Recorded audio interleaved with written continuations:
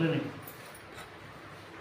Slanting ಮಾಡಿದ್ದು watch watch watch ಹನ್ನೊಂದು ಕೊಡ್ಲಾ ತೊಳೆ 11 ಆಯ್ತಾ? ಆಮೇಲೆ ಇಡ್ತೀನಿ, ಒಂದು ನಿಮಿಷ ಇಲ್ಲೇ ಇಡ್ತೀನಿ.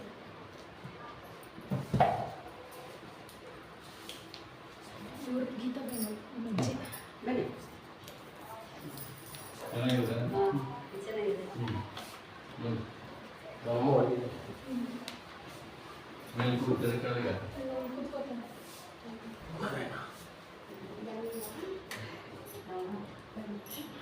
ಶ್ರೀ ಗುರುಭ್ಯೋ ನಮಃ,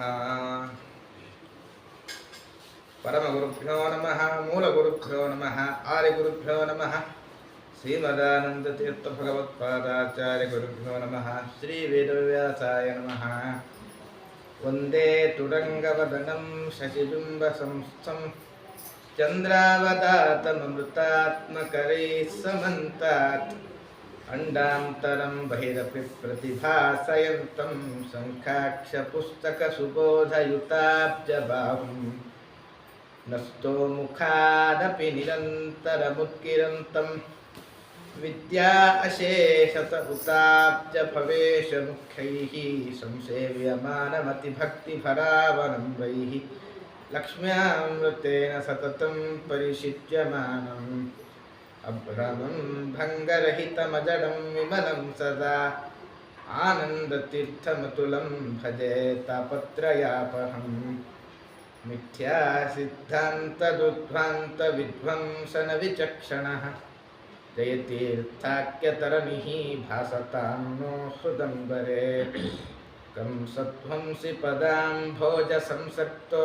ಹಂಸಪುಂಗವಃ ಬ್ರಹ್ಮಣ್ಯ ಗುರುರಾಜಾಖ್ಯೋ ವರ್ತತಾಂ ಮಮ ಮಾನಸೇ ಜ್ಞಾನವೈರಾಗ್ಯ ಭಕ್ತ್ಯಾದಿ ಕಲ್ಯಾಣ ಗುಣಶಾಲಿನಃ ಲಕ್ಷ್ಮೀನಾರಾಯಣ ಮುನೀನ್ ವಂದೇ ವಿದ್ಯಾಗುರುನ್ ಮಮ. ಅರ್ಥಿಕಲ್ಪಿತಕಲ್ಪೋಯಂ ಪ್ರತ್ಯರ್ಥಿಗಜಕೇಸರಿ ವ್ಯಾಸತೀರ್ಥಗುರುರ್ಭೂಯಾದಸ್ಮದಿಷ್ಟಾರ್ಥಸಿದ್ಧಯೇ ಮಾತಾ ರಾಜಾ ಮತ್ಪಿತಾ ವಾದಿರಾಜೋ ಭ್ರಾತಾ ರಾಜಾ ಮತ್ಸಖಾ ವಾದಿರಾಜಃ ಸರ್ವಸ್ವಂ ಮೇ ವಾದಿರಾಜೋ ದಯಾಲುಃ ನಾನ್ಯದ್ದೈವಂ ನೈವ ಜಾನೇ ನ ಜಾನೇ ಮುಕೋಪಿ ಯತ್ಪ್ರಸಾದೇನ ಮುಕುಂದ ಶಯನಾಯತೆ ರಾಜರಾಜಾಯತೆ ರಿಕ್ತೋ ರಾಘವೇಂದ್ರಂ ತಮಾಶ್ರಯೇ ಬ್ರಹ್ಮಚರ್ಯ ಹರಿಪ್ರೀತಿ ಸುವಿದ್ಯಾವಾದಶಾಲಿನಃ ಇಷ್ಟದಾನ್ ಕಷ್ಟಹರ್ತೃನ್ನಃ ವಿದ್ಯಾಮಾನ್ಯಾನ್ ಮುನೀನ್ ನಮಃ. ತಪಸ್ವಾಧ್ಯಾಯ ಶುಶ್ರೂಷಾ ಕೃಷ್ಣಪೂಜಾರತಂ ಮುನಿಂ ವಿಶ್ವೇಶಮಿಷ್ಟದಂ ವಂದೇ ಪರಿವ್ರಾಟ್ ಚಕ್ರವರ್ತಿನಂ. ಶ್ರೀ ಗುರುಭ್ಯೋ ನಮಃ. ಹರಿ ಓಂ.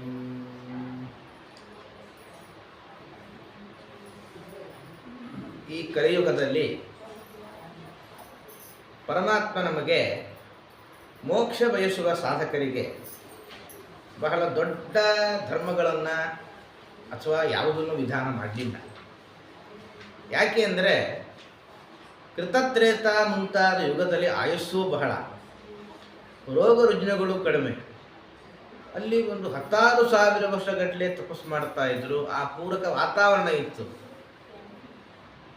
ಈ ಕಲಿಯುಗದಲ್ಲಿ ಅಲ್ಪಾಯುಷಃ ಅಲ್ಪಮೇಧಾ, ಆಯುಷ್ಯ ಬಹಳ ಕಡಿಮೆ, ಬುದ್ಧಿಯಂತೂ ಇಲ್ಲವೇ ಇಲ್ಲ. ಹೀಗಿರುವಾಗ 100 ವರ್ಷ ತಪಸ್ಸು ಮಾಡು, 1000 ವರ್ಷಗಟ್ಟಲೆ ದೇವರನ್ನು ಒಲಿಸಿಕೋ ಅನ್ನೋದು ಸಾಧ್ಯ ಇಲ್ಲ. ಹಾಗಾದರೆ ಏನು ಮಾಡಬೇಕು ಅಂದರೆ ಕೃಷ್ಣಾಮೃತ ಮಹಾನವದಲ್ಲಿ ಆಚಾರ್ಯರು ನೀಡಿದ ನಿರ್ಣಯ ಕಲವು ಸಂಕೀರ್ತ್ಯ ಕೇಶವಂ. ಕಲಿಯುಗದಲ್ಲಿ ವಿಶೇಷ ಪರಮಾತ್ಮನ ನಾಮಚಿಂತನೆ ಮಾಡಬೇಕು, ಪುರಾಣ ಕಥಾಶ್ರವಣ ಮಾಡಬೇಕು. ಮತ್ತು ಮಾಡೋದು ಅಂದರೆ ನಾವೆಲ್ಲ ಅಸ್ವತಂತ್ರರು, ನಮ್ಮ ಒಳಗೆ ನಿಂತು ತತ್ವಾಭಿಮಾನಿಗಳು. ಹೇಳುವವರಲ್ಲಿ ನಿಂತು ಹೇಳಿಸ್ತಾರೆ, ಕೇಳುವವರಲ್ಲಿ ನಿಂತು ಕೇಳಿಸ್ತಾರೆ. ಅಂದರೆ ಒಂದು ಕೆಲಸದಲ್ಲಿ ಕೇವಲ ಮನುಷ್ಯನ ಮಾತ್ರ ಪಾತ್ರ ಇರಲ್ಲ. ಹೇಳುವ ಒಂದು ಇಂದ್ರಿಯ ಬಾಯಿ, ಬಾಯಿಗೆ ಅಭಿಮಾನಿ ದೇವತೆಗಳು ಅಗ್ನಿದೇವರು ಪುರಾಣ ಕಥೆಯನ್ನು ಹೇಳಿ, ತಾವು ಹೇಳಿ, ಹೇಳುವವನಿಂದ ಹೇಳಿಸಿ, ಕೇಳುಗರಲ್ಲಿ ಕಿವಿಗಭಿಮಾನಿಗಳು ದಿಗ್ದೇವತೆಗಳು. ದಿಗ್ದೇವತೆಗಳು ತಾವು ಆ ಕಥೆ ಕೇಳುಗರಿಂದ ಕೇಳಿಸಿ ಆ ಪುಣ್ಯದ ಫಲವನ್ನು ಶ್ರೋತೃಗಳಿಗೆ ಹೇಳುವವನಿಗೂ ಕೊಡ್ತಾರೆ. ಹಾಗಾಗಿ ಈ ಏನು ವಯೋವ್ರತದ ಅಂಗವಾಗಿ ಹರಿವಂಶ ಪುರಾಣದ ಜ್ಞಾನ ಯಜ್ಞ ಆರಂಭ ಆಗ್ತಾ ಇದೆ. ಆರಂಭ ಮಾಡೋದೇನೋ ನಮ್ಮ ಕೈಲಿರುತ್ತೆ, ಮುಗಿಸೋದು ನಮ್ಮ ಕೈಲಿರಲ್ಲ. ಯಾಕೆಂದರೆ ರಾತ್ರಿ ಮಲಗೋದು ನಮ್ಮ ಕೈಲಿರುತ್ತೆ, ಹೇಳೋದು ಅವನ ಕೈಲಿರುತ್ತೆ. ಹಾಗಾಗಿ ಗಣಪತ್ಯಂತರ್ಗತ ವಿಶ್ವಂಭರ 9 ದಿವಸದ ಜ್ಞಾನಯಜ್ಞ ನಿರ್ವಿಘ್ನವಾಗಿ ನಡೆಯುವಂತೆ ಪೂರ್ಣ ಮಾಡಲಿ ಅಂತ ಮೊದಲಿಗೆ ಗಣಪತ್ಯಂತರ್ಗತ ವಿಶ್ವಂಭರನಲ್ಲಿ ಪ್ರಾರ್ಥನೆ ಮಾಡ್ತಾ ಹರಿವಂಶ ಪ್ರತಿಪಾದ್ಯ ಗೋಪಾಲಕೃಷ್ಣನ ಅಪ್ಪಣೆ ಬೇಡಿ ಹರಿವಂಶದ ಜ್ಞಾನಯಜ್ಞವನ್ನು ಆರಂಭ ಮಾಡೋಣ. ಸಾಮಾನ್ಯ ಶಾಸ್ತ್ರ ಎಲ್ಲ ಸ್ತೋತ್ರಗಳನ್ನ ನಾವು ಪಾರಾಯಣ ಮಾಡ್ತಾ ಇರ್ತೇವೆ. ಅಲ್ಲೆಲ್ಲ ವಾಯುಸ್ತುತಿ ಬಹಳ ಸಿದ್ಧಿಪುರದ. ಪ್ರತಿ ಶ್ಲೋಕದ ಕೊನೆಗೆ ಒಂದು ಫಲಶ್ರುತಿ ಹೇಳ್ತಾರೆ. ವಾಯುಸ್ತುತಿ ಫಲಶ್ರುತಿ ಹೇಳುವಾಗ ಸುಬ್ರಹ್ಮಣ್ಯಾಖ್ಯ ಸೂರೇ ಸುತ ಇತಿ ಸುಭೃಶಂ ಕೇಶವಾನಂದ ತೀರ್ಥ ಶ್ರೀಮತ್ ಪಾದಾಬ್ಜ ಭಕ್ತ ಸ್ತುತಿಮಕೃತ ಹರೇರ್ ವಾಯುದೇವಸ್ಯ ಚಾಸ್ಯ ತತ್ ಪಾದಾಚಾದರೇಣ ಗ್ರಥಿತ ಪದಲಸನ್ ಮಾಲಯಾದ್ವೇತಯಾಯೇ ಸಂರಾಧ್ಯ ಅಮೂನಮಂತಿ ಪ್ರತತಮತಿ ಗುಣ ಮುಕ್ತಿಮೇತೆ ವ್ರಜಂತಿ. ಸುಬ್ರಹ್ಮಣ್ಯ ಪಂಡಿತಾಚಾರ್ಯರ ಮಗ ನಾನು ತ್ರಿವಿಕ್ರಮ ಪಂಡಿತಾಚಾರ್ಯರು ಅಂತ ನಾನು ಮಾಡಿದ ಕೃತಿ ಇದನ್ನು ಯಾರು ಕೇಳ್ತಾರೋ ಮುಕ್ತಿ ಮೇತೆ ವ್ರಜಂತಿ, ಅವರು ಮೋಕ್ಷಕ್ಕೆ ಹೋಗ್ತಾರೆ ಅಂತ. ಶಾಸ್ತ್ರ ಪ್ರತಿಯೊಂದು ಕರ್ಮಕ್ಕೂ ಕೂಡ ಒಂದು ಫಲ ಹೇಳ್ತಾ ಹೋಗುತ್ತೆ. ಯಾಕೆ ಅಂದರೆ ಅದು ವಸ್ತುತಃ ಮೋಕ್ಷಕ್ಕೆ ಸಾಧನ ನಿಷ್ಕಾಮ ಕರ್ಮ. ಹೀಗಿರುವಾಗ ಪ್ರತಿಯೊಂದಕ್ಕೂ ಒಂದು ಫಲ ಹೇಳ್ತಾ ಹೋದರೆ ಮತ್ತು ಶಾಸ್ತ್ರ ನಮ್ಮನ್ನು, ಯಾವ ಶಾಸ್ತ್ರ ನಮ್ಮನ್ನು ಮೋಕ್ಷಕ್ಕೆ ಹೋಗ್ರಿ ಅಂತ ಹೇಳಬೇಕು, ನಮ್ಮನ್ನು ಅದೇ ಶಾಸ್ತ್ರ ಮೋಕ್ಷದಿಂದ ದೂರ ಮಾಡುತ್ತಲ್ವ ಅಂದರೆ ಶಾಸ್ತ್ರವೇ ನೀಡಿದ ನಿರ್ಣಯ ರೋಚನಾರ್ಥಂ ಫಲಶ್ರುತಿ ಅಂತ. ಸಾಮಾನ್ಯ ಏನೂ ಫಲ ಬಯಸದೆ ದೇವರನ್ನು ಪೂಜೆ ಮಾಡು ಅಂತ ಯಾರಿಗೂ ಮನಸ್ಸು ಬರೋದಿಲ್ಲ. ಹಾಗಾಗಿ ಮೊದಲಿಗೆ ಚಿಕ್ಕ ಮಗುವಿಗೆ ಒಂದು ಸ್ವೀಟಿನ ಆಸೆ ತೋರಿಸಿ ತಾಯಿ ಔಷಧಿ ಹಾಕುವಂತೆ ಶಾಸ್ತ್ರ ಮಕ್ಕಳ ಸ್ಥಾನದಲ್ಲಿರುವ ನಮಗೆ ಫಲದ ಬಯಕೆ ತೋರಿಸಿ ಆಮೇಲೆ ನಮಗೆ ತತ್ವದ ನಿರ್ಣಯವನ್ನು ಮಾಡಿಸಿಕೊಡ್ತದೆ. ಹಾಗಾಗಿ ಹರಿವಂಶಕ್ಕೂ ಕೂಡ ಫಲ ಹೇಳ್ತಾರೆ. ಏನು ಫಲ ಅಂದರೆ ಯಾರು ಕೇಳಬೇಕಿದನ್ನು? ಸ್ತ್ರೀಭಿಶ್ಚ ಪುತ್ರ ಕಾಮಾಭಿಃ ಶ್ರೋತವ್ಯಂ ವೈಷ್ಣವಂ ಯಶಃ. ಸ್ತ್ರೀಭಿಶ್ಚ ಪುತ್ರ ಕಾಮಾಭಿಃ, ಯಾರಿಗೆ ಸಂತಾನದ ಅಪೇಕ್ಷೆ ಇರುತ್ತೋ, ಈ ಸಂತಾನ ಸಾಧ್ಯ ಇಲ್ಲ. ಯಾಕೆಂದರೆ ಅದು ವಿಶೇಷ ಪಯೋವ್ರತದ ಕಾಲದಲ್ಲಿ ಈ ಭಾಗ ವಿಶೇಷ ಏನು ಅಂದರೆ ಆಚಾರ್ಯ ಜನ್ಮ ಆಗಿದ್ದು ಹೇಗೆ ಅಂದರೆ ತೀವ್ರೈ ಪಯೋವ್ರತ ಮುಖೈ ವಿವಿಧೈರ್ ವ್ರತಾಗ್ರೈ ಜಾಯಾಪತೆ ಗುಣಕರ್ಣಾರ್ಣವ ಪುತ್ರ ಕಾಮಂ. 12 ವರ್ಷ ತಪಸ್ಸು ಮಾಡಿದ್ದಾರಂತೆ. 12 ವರ್ಷ ತಪಸ್ಸು ಮಾಡಿ ಅದಾದ ಮೇಲೆ 9 ತಿಂಗಳ ಕಾಲ 12 ವರ್ಷ 13 ವರ್ಷದ ತನಕ ಸತ್ಸಂತಾನವೇ ಇರಲಿಲ್ಲ ಮಧ್ವಾಚಾರ್ಯರಿಗೆ. ಅದಾದ ಮೇಲೆ ಪಯೋವ್ರತಾದಿಗಳನ್ನು ಮಾಡಿದ ಮೇಲೆ ಸತ್ಸಂತಾನ ಪ್ರಾಪ್ತಿ ಆಯಿತು. ಹಾಗಾಗಿ ಹರಿವಂಶ ಪುರಾಣದ ಫಲ ಏನೋ ಸಂತಾನ ಆಗೋದು ಅದಲ್ಲ. ಸ್ತ್ರೀಭಿಷ್ಟ ಪುತ್ರ ಕಾಮ ವೈಷ್ಣವಂ ಅಂತ ಒಂದು ಶಬ್ದ ಆಡಿದ್ದಾರೆ ಈ ಪುರಾಣದಲ್ಲಿ. ಅಂದರೆ ಭಗವದ್ ಭಕ್ತ ಹುಟ್ಟಬೇಕು. ದೇವರು ಕೆಲವೊಮ್ಮೆ ಕಾಯಿಸ್ತಾನೆ. ಕಾಯಿಸೋದು ಯಾಕೆ ಅಂದರೆ ಪರೀಕ್ಷೆ ಮಾಡಲಿಕ್ಕೋಸ್ಕರ. ಆದ್ದರಿಂದ ಯಾರಿಗೆ ಸತ್ಸಂತಾನದ ಅಪೇಕ್ಷೆ ಇದೆಯೋ ಅವರು ಆ ಸತ್ಸಂತಾನ ಪ್ರಾಪ್ತಿಗೋಸ್ಕರ, ಕೀರ್ತಿಗೋಸ್ಕರ ಹರಿವಂಶದ ಪುರಾಣದ ಶ್ರವಣ ಮಾಡಬೇಕು. ಅಷ್ಟೇ ಅಲ್ಲ, ಸಾಮಾನ್ಯ ಇನ್ನೊಂದು ಪ್ರಶ್ನೆ ಬರಬಹುದು. ಈಗ ಕೆಲವು ಫಲಕ್ಕೆ ಪ್ರತಿಬಂಧಕ ಪಾಪ. ಈ ಪಾಪ ಪರಿಹಾರ ಆಗತ್ತಾ ಅಂದರೆ ಅದು ಕೂಡ ಉಲ್ಲೇಖ ಇದೆ. ಶೃಣೋತಿ ಶ್ರಾವಯೇತ್ವಾಪಿ ಹರಿವಂಶಂ ತು ಯೋ ನರಃ ಸರ್ವತಾ ಪಾಪ ನಿರ್ಮುಕ್ತೋ ವೈಷ್ಣವಂ ಪದಮಾಪ್ನುಯಾತ್. ಶೃಣೋತಿ ಶ್ರಾವಯೇತ್ವಾಪಿ ಹರಿವಂಶಂ, ಯಾರು ಹರಿವಂಶ ಹೇಳ್ತಾರೋ ಕೇಳ್ತಾರೋ ಸರ್ವಥಾ ಪಾಪ ನಿರ್ಮುಕ್ತ, ಅವರಿಗೆ ಕೆಲವು ಫಲಪ್ರಾಪ್ತಿಗೆ ಜನ್ಮಾಂತರದಲ್ಲಿ ಅನೇಕ ಪಾಪ ಮಾಡಿರ್ತೇವೆ ನಾವು, ಆ ಪಾಪದ ಪರಿಹಾರ ಆಗಿ ವೈಷ್ಣವಂ ಪದ ಮಾಪ್ನುಯಾತ್. ಅಂತಹ ವ್ಯಕ್ತಿ, ಈ ಹೇಳಿದ ಕೇಳಿದ ಇಬ್ಬರು ವ್ಯಕ್ತಿಗಳು ಕೂಡ ಮೋಕ್ಷಕ್ಕೆ ಹೋಗ್ತಾರೆ. ಅಲ್ಲ, ಮೋಕ್ಷಕ್ಕೆ ಹೋಗ್ಲಿಕ್ಕೆ ಬೇಕಾದಷ್ಟು ಪುರಾಣ ಇದೆ.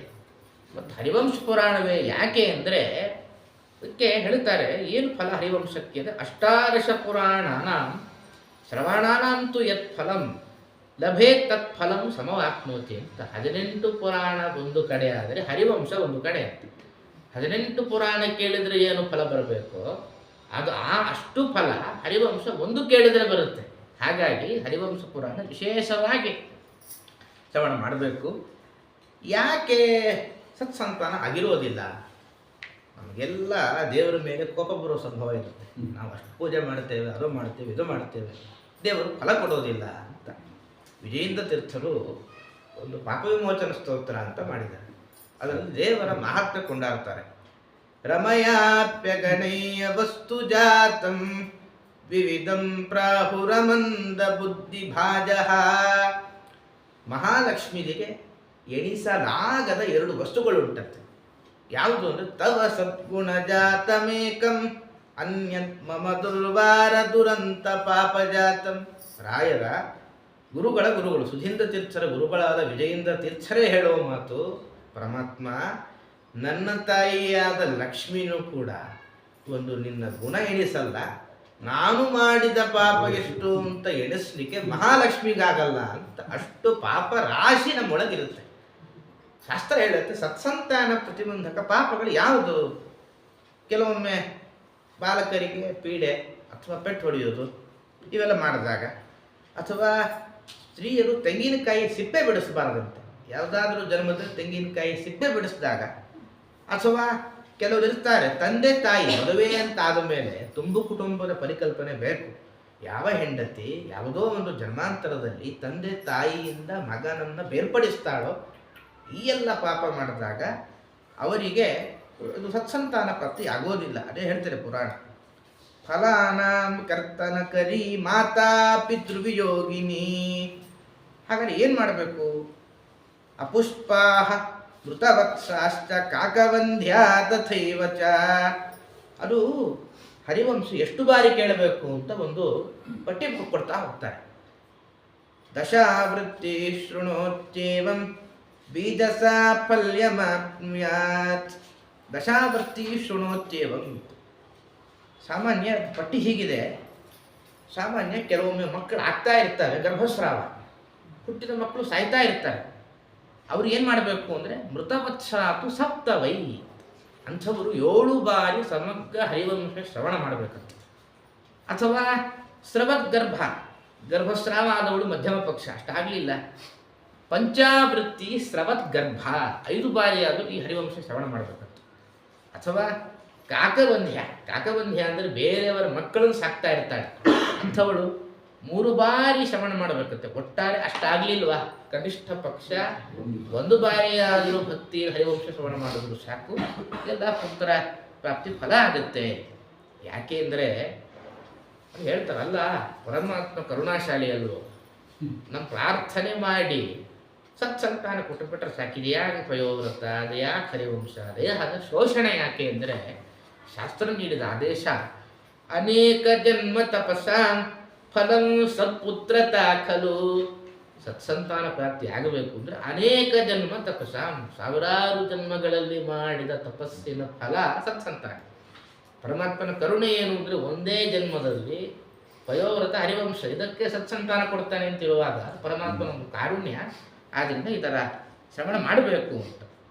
ಇನ್ನು ಕೆಲವು ಹೇಳ್ತಾರೆ ಏನು ಅಂದರೆ ಒಂದು ಸಂತಾನ ಗೋಪಾಲಕೃಷ್ಣ ಮಂತ್ರದ ಉಪದೇಶ ಮತ್ತು ಶಾವಿಗೆ ಪಾಯಸ ಪ್ರಧಾನವಾದ ಭೋಜನ ಇವೆಲ್ಲ ಆಗಬೇಕು.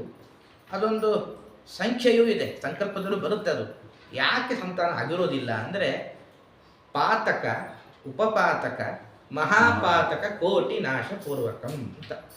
ಅದಕ್ಕೋಸ್ಕರವೇ ನಾವು ಸಂಧ್ಯಾವಂದನೆಯಲ್ಲಿ ಒಂದು ಮಂತ್ರ ಇದೆ. ನಾವು ಸಾಮಾನ್ಯ ಮಾಡೋದು ಮಾಡ್ತಾ ಇರ್ತೇವೆ, ಅರ್ಥ ತಿಳಿದು ಮಾಡೋದು ವಿಶೇಷ ಫಲ ಅಂತ.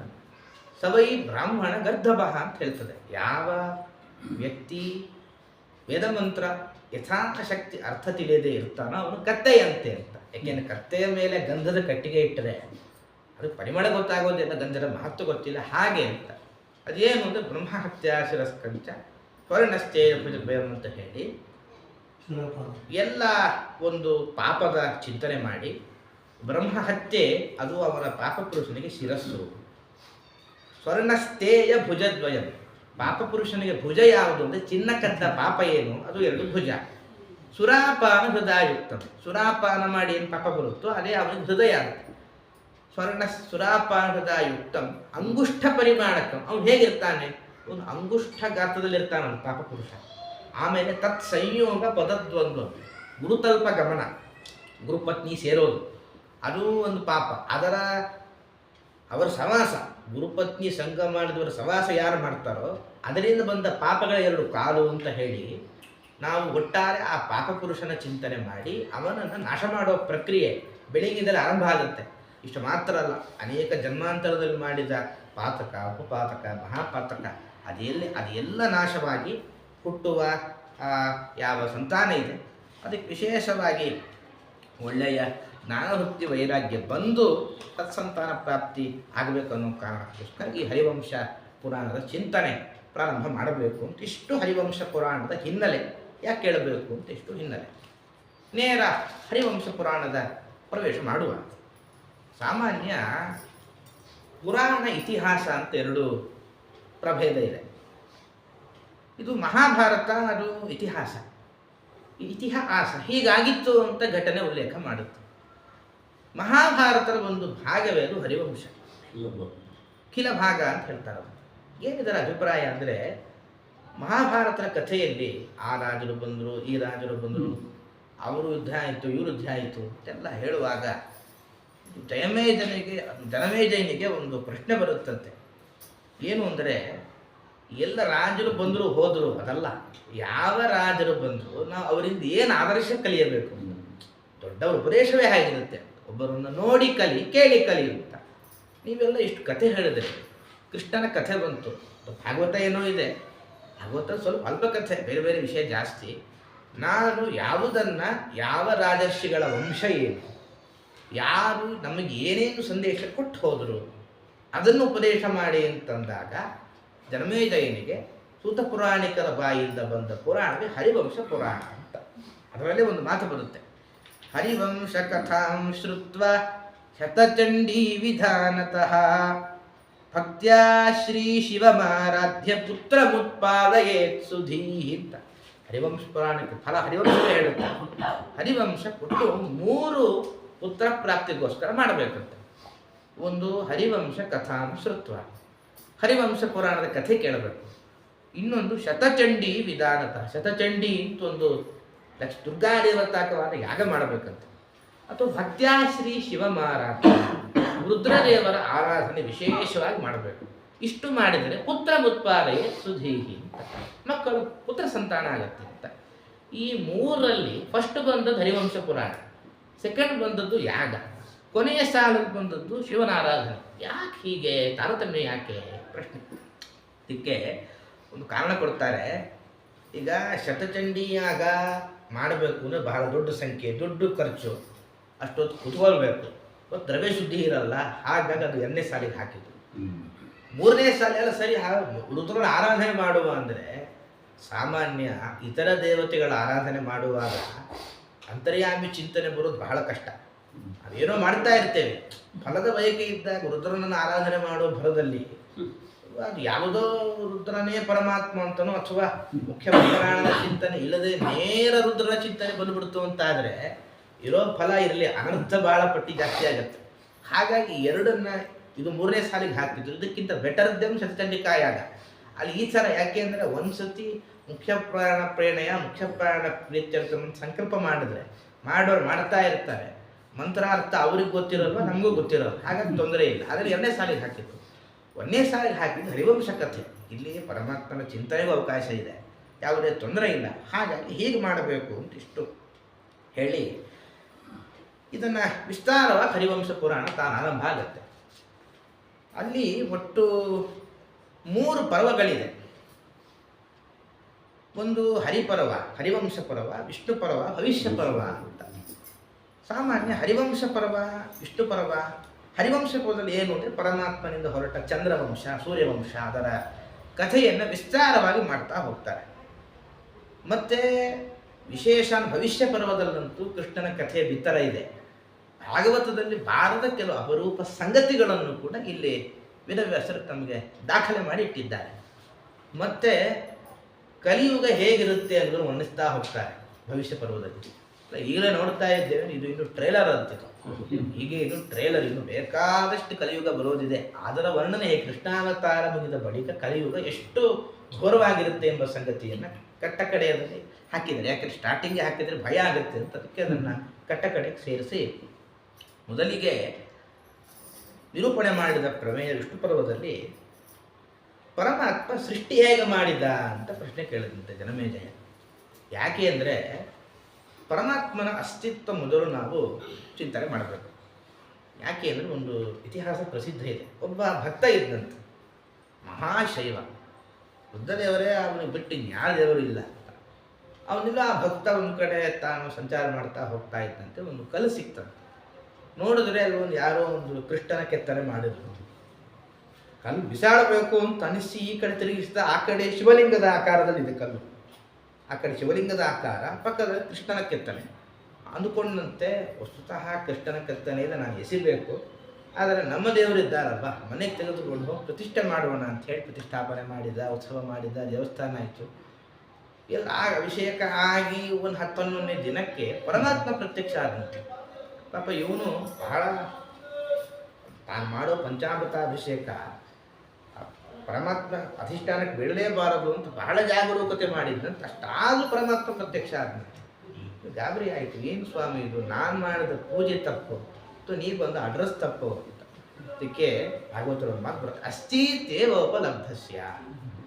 ಪರಮಾತ್ಮ ಇದ್ದಾನೆ ಅಂತ ಚಿಂತನೆ ಮಾಡಿದ್ರು ಸಾಕಂತೆ. ಪರಮಾತ್ಮ ಇದ್ದಾನೆ ಅಂತ ಚಿಂತನೆ ಮಾಡಿದ್ದಕ್ಕೆ ನಿನ್ನ ಪ್ರತ್ಯಕ್ಷ ಆದೆ. ಇನ್ನೇನಾದರೂ ನೀನು ನನ್ನ ಮಹಿಮೆ ಚಿಂತನೆ ಮಾಡಿದರೆ ಅಂತೂ ನನ್ನ ಜೊತೆಗೆ ನೀನು ಕರೆದುಕೊಂಡು ಹೋಗ್ತಾ ಇದ್ದೆ ಅಂತ ಶಾಸ್ತ್ರ. ಹಾಗಾಗಿ ಪರಮಾತ್ಮನ ಇರುವಿಕೆ ಮೊದಲು ನಿರ್ಣಯ ಆಗಬೇಕು. ಪರಮಾತ್ಮನ ಅಸ್ತಿತ್ವ ಹೇಗೆ ತೀರ್ಮಾನ ಮಾಡಬೇಕು ಅಂದರೆ ಓಂ ಜನ್ಮ ದಿಸೇತಃ ಓಂ ಅಂತ ಹೇಳಿ ವೇದವ್ಯಾಸರು ಪರಮಾತ್ಮ ಈ ಜಗತ್ತನ್ನು ಸೃಷ್ಟಿ ಮಾಡಿದ್ದಾನೆ. ಸೃಷ್ಟಿಕರ್ತೃತ್ವವನ್ನು ಇಟ್ಟುಕೊಂಡು ಪರಮಾತ್ಮನ ಚಿಂತನೆ ಮಾಡಬೇಕು. ಆ ವೇದವ್ಯಾಸ ದೇವರೇ ಹರಿವಂಶ ಪುರಾಣದ ರಚನೆ ಮಾಡಿರೋದ್ರಿಂದ ಜನಮೇಜಯರ ಒಳಗೆ ನಿಂತು ವೇದವ್ಯಾಸ ದೇವರೇ ಪ್ರಶ್ನೆ ಮಾಡಿದ್ದು, ಸ್ವಾಮಿ ಸೃಷ್ಟಿ ಆಗುವ ಬಗೆ ಹೇಗೆ? ಪುರಾಣ ಉಲ್ಲೇಖ ಮಾಡುತ್ತೆ 24 ತತ್ವಗಳು. ಅದು 24 ತತ್ವಗಳು ಅಂದರೆ ಒಂದು ಸಿಮೆಂಟ್ ಎಲ್ಲ ಇದ್ದ ಹಾಗೆ 24 ತತ್ವಗಳಿಂದಾಗಿ ಒಂದು ಪಿಂಡಾಂಡ ಬ್ರಹ್ಮಾಂಡ ಎರಡೂ ನಿರ್ಮಾಣ ಆಯಿತು. ಪಿಂಡಾಂಡ ಅಂದರೆ ನಮ್ಮ ಶರೀರ, ಬ್ರಹ್ಮಾಂಡ ಅಲ್ಲಿದೆ. ಅಲ್ಲಿರೋ 24 ತತ್ವಗಳೇ ನಮ್ಮೊಳಗೂ ಇದೆ ಅಂತ ಮೊದಲಿಗೆ ಈ ಎಲ್ಲ ಜಗತ್ತಿನ ಸೃಷ್ಟಿ ಮಾಡಿದವನು ಪರಮಾತ್ಮ. ಆದ್ದರಿಂದ ಸೃಷ್ಟಿಕರ್ತೃತ್ವ ಎಂಬ ಗುಣವನ್ನು ಪರಮಾತ್ಮನಲ್ಲಿ ಚಿಂತನೆ ಮಾಡಿ ಹೀಗೆ ಒಂದು ವ್ಯವಸ್ಥೆ ಮಾಡಿ, ಅದಾದ ಮೇಲೆ ಮರೀಚಿ ಮುಂತಾದ ಪ್ರಜಾಪತಿಗಳನ್ನು ಪರಮಾತ್ಮ ಸೃಷ್ಟಿ ಮಾಡಿದ. ಅದಾದ ಮೇಲೆ ಸ್ವಯಂಭುವ ಮನು ಹಾಗೂ ಶತರೂಪೆಯ ಸೃಷ್ಟಿ ಆಯಿತಂತೆ. ಯಾಕೆ ಅಂದರೆ ಅಲ್ಲಿ ತನಕ ಸೃಷ್ಟಿ ಇದೆ, ಮಾನಸಿಕ ಸೃಷ್ಟಿ ಇತ್ತು. ಒಂದು ವಿವಾಹ, ಅದರಿಂದ ಸಂತಾನ ಅನ್ನೋ ಕಾನ್ಸೆಪ್ಟ್ ಬಂದಿರಲಿಲ್ಲ. ಆ ಕಾರಣಕ್ಕೋಸ್ಕರವಾಗಿ ಪರಮಾತ್ಮ ತಾನು ಈ ಸ್ವಯಂಭುವ ಮನುವಿನ ಸೃಷ್ಟಿ ಮಾಡಿದ ಅಂತ ಹೀಗೆ ಸೃಷ್ಟಿ ಪ್ರಕ್ರಿಯೆ ಉಲ್ಲೇಖ ಮೊದಲಿಗೆ ಬರುತ್ತೆ ಅಂತ. ಯಾಕೆ ಅಂದರೆ ಸತ್ಸಂತಾನಕ್ಕೆ ಮೊದಲು ಬೇಕಾದದ್ದೇ ದಾಂಪತ್ಯ, ಒಂದು ಮದುವೆ ಅನ್ನೋ ಪರಿಕಲ್ಪನೆ, ಅವೆಲ್ಲ. ಆದರೆ ಜಗತ್ತಿನ ಮೊಟ್ಟ ಮೊದಲ ದಂಪತಿಗಳು ಅಂದರೆ ನಮ್ಮ ಲೆಕ್ಕದಲ್ಲಿ ಸ್ವಯಂಭುವ ಮನು ಹಾಗೂ ಶತರೂಪ ದೇವಿಯರು. ಹೀಗೆ ಅವರ ಸೃಷ್ಟಿಯಾಗಿದೆ ಅಂತ ಇಷ್ಟು ಹೇಳಿ, ಮತ್ತು ಅವನು ಒಂದು ಮನ್ವಂತರ ಬೇರೆ ಆಳಿದ್ದಾನೆ, ಅದಕ್ಕೆ ಸ್ವಯಂಭುವ ಮನ್ವಂತರ ಅಂತ ಹೆಸರು. ಮತ್ತಲ್ಲಿ ಅವನ ವಂಶದಲ್ಲೇ ಬಂದ ಅನೇಕ ಚಕ್ರವರ್ತಿಗಳ ಉಲ್ಲೇಖ ಮಾಡ್ತಾರೆ. ಯಾರು? ಧ್ರುವರಾಜರು ಅವನ ವಂಶದಲ್ಲಿ ಬರ್ತಾರೆ. ಕೆಲವು ಭಾಗ ಭಾಗವತದಲ್ಲಿ ವಿಸ್ತಾರವಾದದ್ದಲ್ಲಿ ಇಲ್ಲಿ ಸಂಕ್ಷೇಪ ಮಾಡಿರ್ತಾರೆ. ಭಾಗವತದಲ್ಲಿ ಯಾವುದು ವಿಸ್ತೃತವೋ ಯಾವುದು ಸಂಕ್ಷಿಪ್ತವೋ ವಿಸ್ತಾರ ಮಾಡ್ತಾರೆ. ಮೊದಲಿಗೆ ಧ್ರುವರಾಜರ ಕಥೆ ಬರುತ್ತೆ.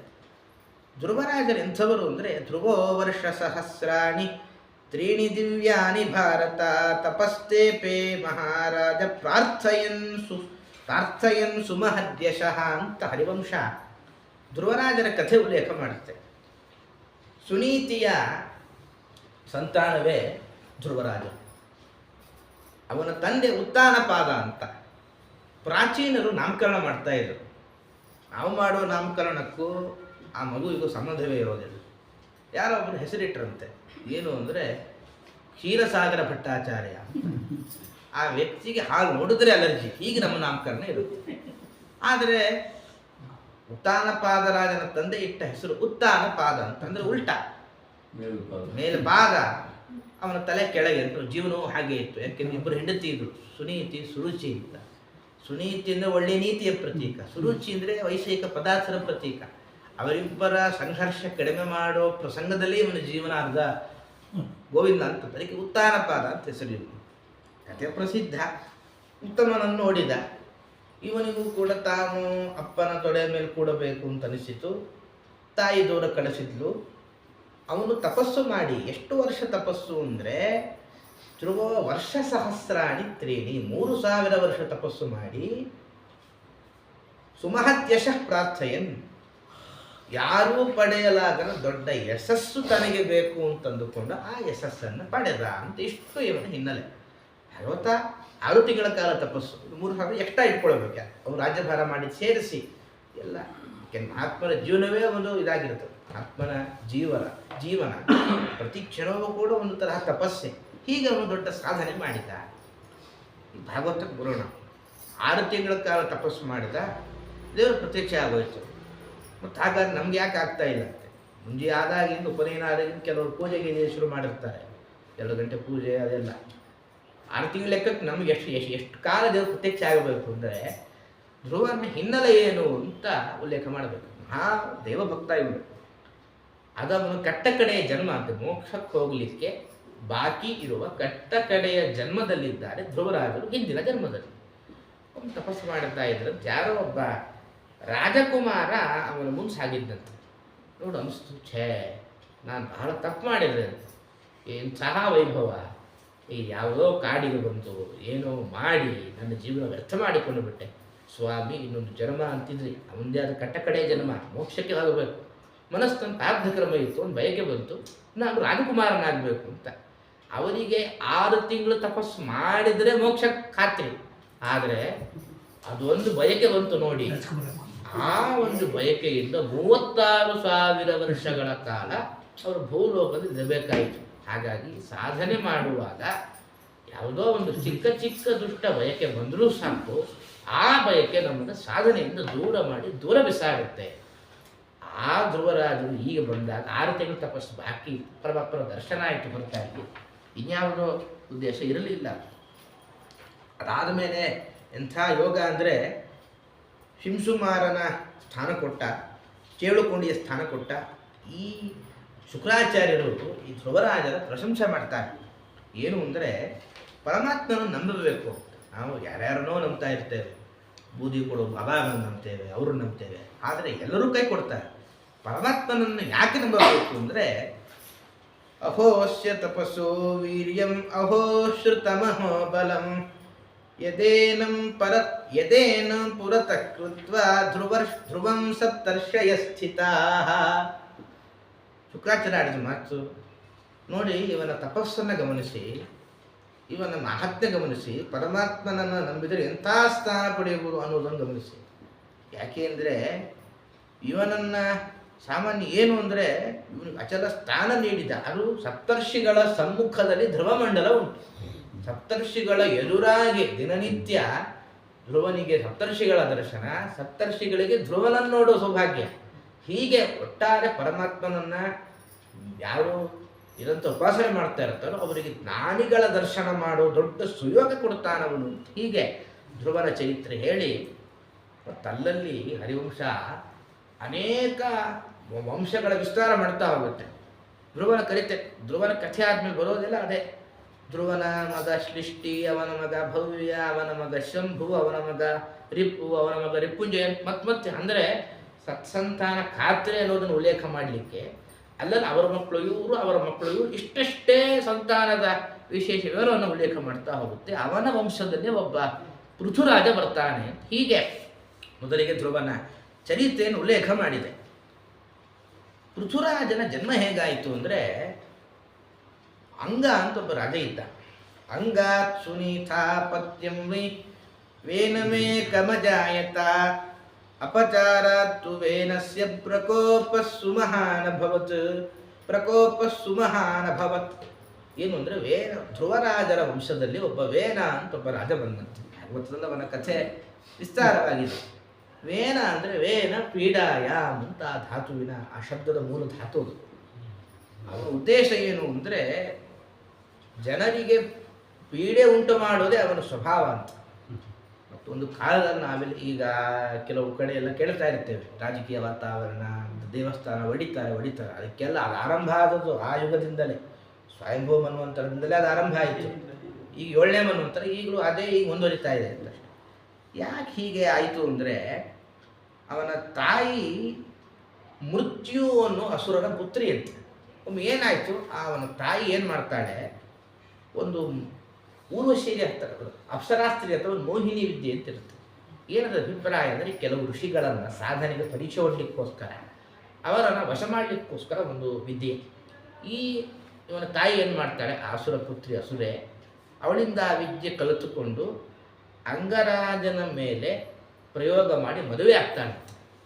ಸರಿ, ಅಂಗರಾಜ ಆದರೂ ಸಾತ್ವಿಕ ರಾಜನೇ ಇರಬೇಕು, ಮತ್ತು ಅವನಿಗೆ ಯಾಕೆ, ಅವನು ಯಾವುದೋ ಒಂದು ಜನ್ಮದಲ್ಲಿ ಬಾಲಹತ್ಯೆ ಮಾಡಿದ್ದಂತೆ, ಯಾವುದೋ ಒಂದು ಜನ್ಮದಲ್ಲಿ ಬಾಲಕರನ್ನು ಕೊಂದಿದ್ದ ಅನ್ನೋ ಕಾರಣಕ್ಕೆ ಸತ್ಸಂತಾನ ಆಗಲಿಲ್ಲ. ಆದದ್ದು ಇವೇನೋ ಹುಟ್ಟಿದ, ಬೆಳೆದದ್ದೆಲ್ಲಿ ಅಂದರೆ ಮಾವನ ಮನೆಯಲ್ಲಿ. ಮಕ್ಕಳು ಹುಟ್ಟೋದೆಷ್ಟು ಮುಖ್ಯ, ಎಲ್ಲಿ ಬೆಳೀತಾರೋದು ಅಷ್ಟೇ ಮುಖ್ಯ. ಹುಟ್ಟಿದ ಮೇಲೆ ನಾವು ಮಕ್ಕಳಿಗೆ ಇಬ್ಬರಿಗೂ ಸಂಬಂಧ ಇಲ್ಲ ಅಂಥೇಳಿ ಯಾವ ದಾದಿಯರ ಕೈಯಲ್ಲಿ ಬೆಳೆಸಿದರೆ ಅವರೆಲ್ಲ ವೇದನ ಸಂತಾನ ಆಗ್ತಾರೆ. ಈಗ ಅವನ ಸ್ಥಿತಿ ಆಯಿತು. ಆದ್ದರಿಂದ ತಾತನ ದೋಷ ಏನಿತ್ತು ಅದನ್ನು ನೋಡಿ ಕೆಲವು ಬಂತು, ಅವನ ಸ್ಪರ್ಶದಿಂದ ಕೆಲವು ಬಂತು. ಹೀಗೆ ಬಹಳ ದುಷ್ಟನಾಗಿ ಹುಟ್ಟಿದ. ಮತ್ತು ಅವನ ರಾಜ್ಯಭಾರ ಹೇಗಿತ್ತು ಅಂದರೆ, ಆ ವೇದನ ಒಂದು ರಾಜ್ಯಭಾರ ವರ್ಣನೆ ಮಾಡ್ತಾರೆ. ಅವನು ಹೇಳಿದಂತೆ, ಧರ್ಮ ಗಿರ್ಮ ಯಾವುದು ನನ್ನ ರಾಜ್ಯಕ್ಕೆ ಬೇಡ, ಧರ್ಮ ಗಿರ್ಮ ನೀವಿಟ್ಟುಕೊಳ್ಳಿ, ನನ್ನ ರಾಜ್ಯದ ತನಕ ತರಬೇಡಿ. ಋಷಿಗಳು ಉಪದೇಶ ಮಾಡ್ತಾರೆ. ಒಂದು ರಾಜ್ಯ ಪುಷ್ಟ ಆಗಬೇಕು ಅಂದರೆ 4 ಅಂಗ ಬೇಕಂತ. ಒಂದು ಧರ್ಮಾಂಗ, ಇನ್ನೊಂದು ಧರ್ಮಾಂಗ ಅಂದರೆ ದೇವಸ್ಥಾನ ಇರಬೇಕು ಎಲ್ಲ, ಇನ್ನೊಂದು ನ್ಯಾಯಾಲಯ ಬೇಕು, ಹಾಗೆ ಅರ್ಥಾಂಗ ಅಂದರೆ ಎಲ್ಲ ಆ ಹಣಕಾಸಿನ ವ್ಯವಹಾರಗಳು, ಬ್ಯಾಂಕ್ ಇವೆಲ್ಲ ಇರಬೇಕು. ಇವನೇ ಹೇಳ್ದ ಧರ್ಮಾಚರಣೆ ಬೇಡ ಅಂತ ಹೇಳಿಲ್ಲ ಇವನು. ಮತ್ತು ಅಧ್ಯಯನ ಅಂಗ ಒಂದಿರಬೇಕು, ನಾನು ಅಂಗ ಇರಬೇಕು. ಇವನೇನು ಮಾಡಿದಂತೆ ಸ್ವಲ್ಪ ಚೇಂಜ್ ಆದಂತೆ. ಸರಿ, ಯಾಕೆ ಅಂದರೆ ಊನಾಂಗ, ಒಂದು ವೇಳೆ ಈ 4 ಅಂಗದಲ್ಲಿ ಒಂದಂಗ ಇಲ್ಲ ಅಂದ್ರೆ ರಾಷ್ಟ್ರ ಅದು ಊನಾಂಗ ಅಂತ ಆಗುತ್ತೆ, ರಾಷ್ಟ್ರದ ಅಭಿವೃದ್ಧಿ ಆಗೋದಿಲ್ಲ. ಆದ್ದರಿಂದ ಏನು ಮಾಡಬೇಕು, ಸರಿ ಧರ್ಮಾಚರಣೆ ಮಾಡಿರಿ ಅಂತ ಅನ್ನಂತೆ, ಅಷ್ಟೇನು ಅವಕಾಶ ಕೊಟ್ಟ. ಆದರೆ ಅಷ್ಟರಲ್ಲೂ ಇವನು ಮಾಡಿದ ಚಮತ್ಕಾರಿ. ಸಾಮಾನ್ಯ ಒಂದು ಸಂಸ್ಕೃತದ ಒಂದು ಮಾತು ಬರುತ್ತೆ, ಕರ್ಪೂರ ಧೂಳೀರ ಚಿತಾಲವಾಲಹ ಕಸ್ತೂರಿಕಾ ಕುಂಕುಮಲಿಪ್ತ ದೇಹ ಸುವರ್ಣ ಕುಂಭೈ ಪರಿಶಿಚ್ಯಮಾನೋ ನಿಜಂ ಗುಣಂ ಮುಂಚತಿ ನೋ ಪಲಾಂಡು. ಈರುಳ್ಳಿದು ಒಂದು ಸ್ವಭಾವ ಇರುತ್ತೆ, ಏನು ಒಂಥರ ವಿಚಿತ್ರ, ಒಂಥರ ಪರಿಮಳ ಬರುತ್ತೆ ಈರುಳ್ಳಿಯಿಂದ. ಕೆಲವ್ರಿಗಾಗತ್ತೆ, ಕೆಲವ್ರಿಗಾಗಲ್ಲ, ಅದು ಬೇರೆ ವಿಚಾರ. ಆ ಸುಭಾಷಿತಕಾರ ಎಷ್ಟು ಚೆನ್ನಾಗಿ ಹೇಳ್ತಾನೆ ಅಂದರೆ, ಯಾವನೋ ಒಬ್ಬ ಮಾವಿನ ಹಣ್ಣಿನ ಘಮ ಇದರಿಂದ ಬರಬೇಕು ಅಂಥೇಳಿ ಅವನು ಕರ್ಪೂರ ಧೂಳಿ ರಚಿತಾಲ ವಾಲಹ ಅಂತ ಈರುಳ್ಳಿ ಬೆಳೆಸುವಾಗ ಘಮ ಘಮ ಎಲ್ಲ ಪರಿಮಳ, ಅದೊಂದು ಆ ಬತ್ತಿ ಹೆಚ್ಚಿ ಈ ಬತ್ತಿ ಹೆಚ್ಚಿ ಆ ಒಂದು ಎಲ್ಲ ಪರಿಮಳ ದ್ರವ್ಯಗಳ ಒಂದು ಸಿಂಪಡಣೆ ಮಾಡಿದಂಥ ಅದರ ಮೇಲೆ ಹೊಗೆಯ ಮೂಲಕ ಪರಿಮಳ ದ್ರವ್ಯ ಸೂಕ್ಷ್ಮ ಕಣ ಬೀಳುವಂತೆ ಮಾಡಿದ.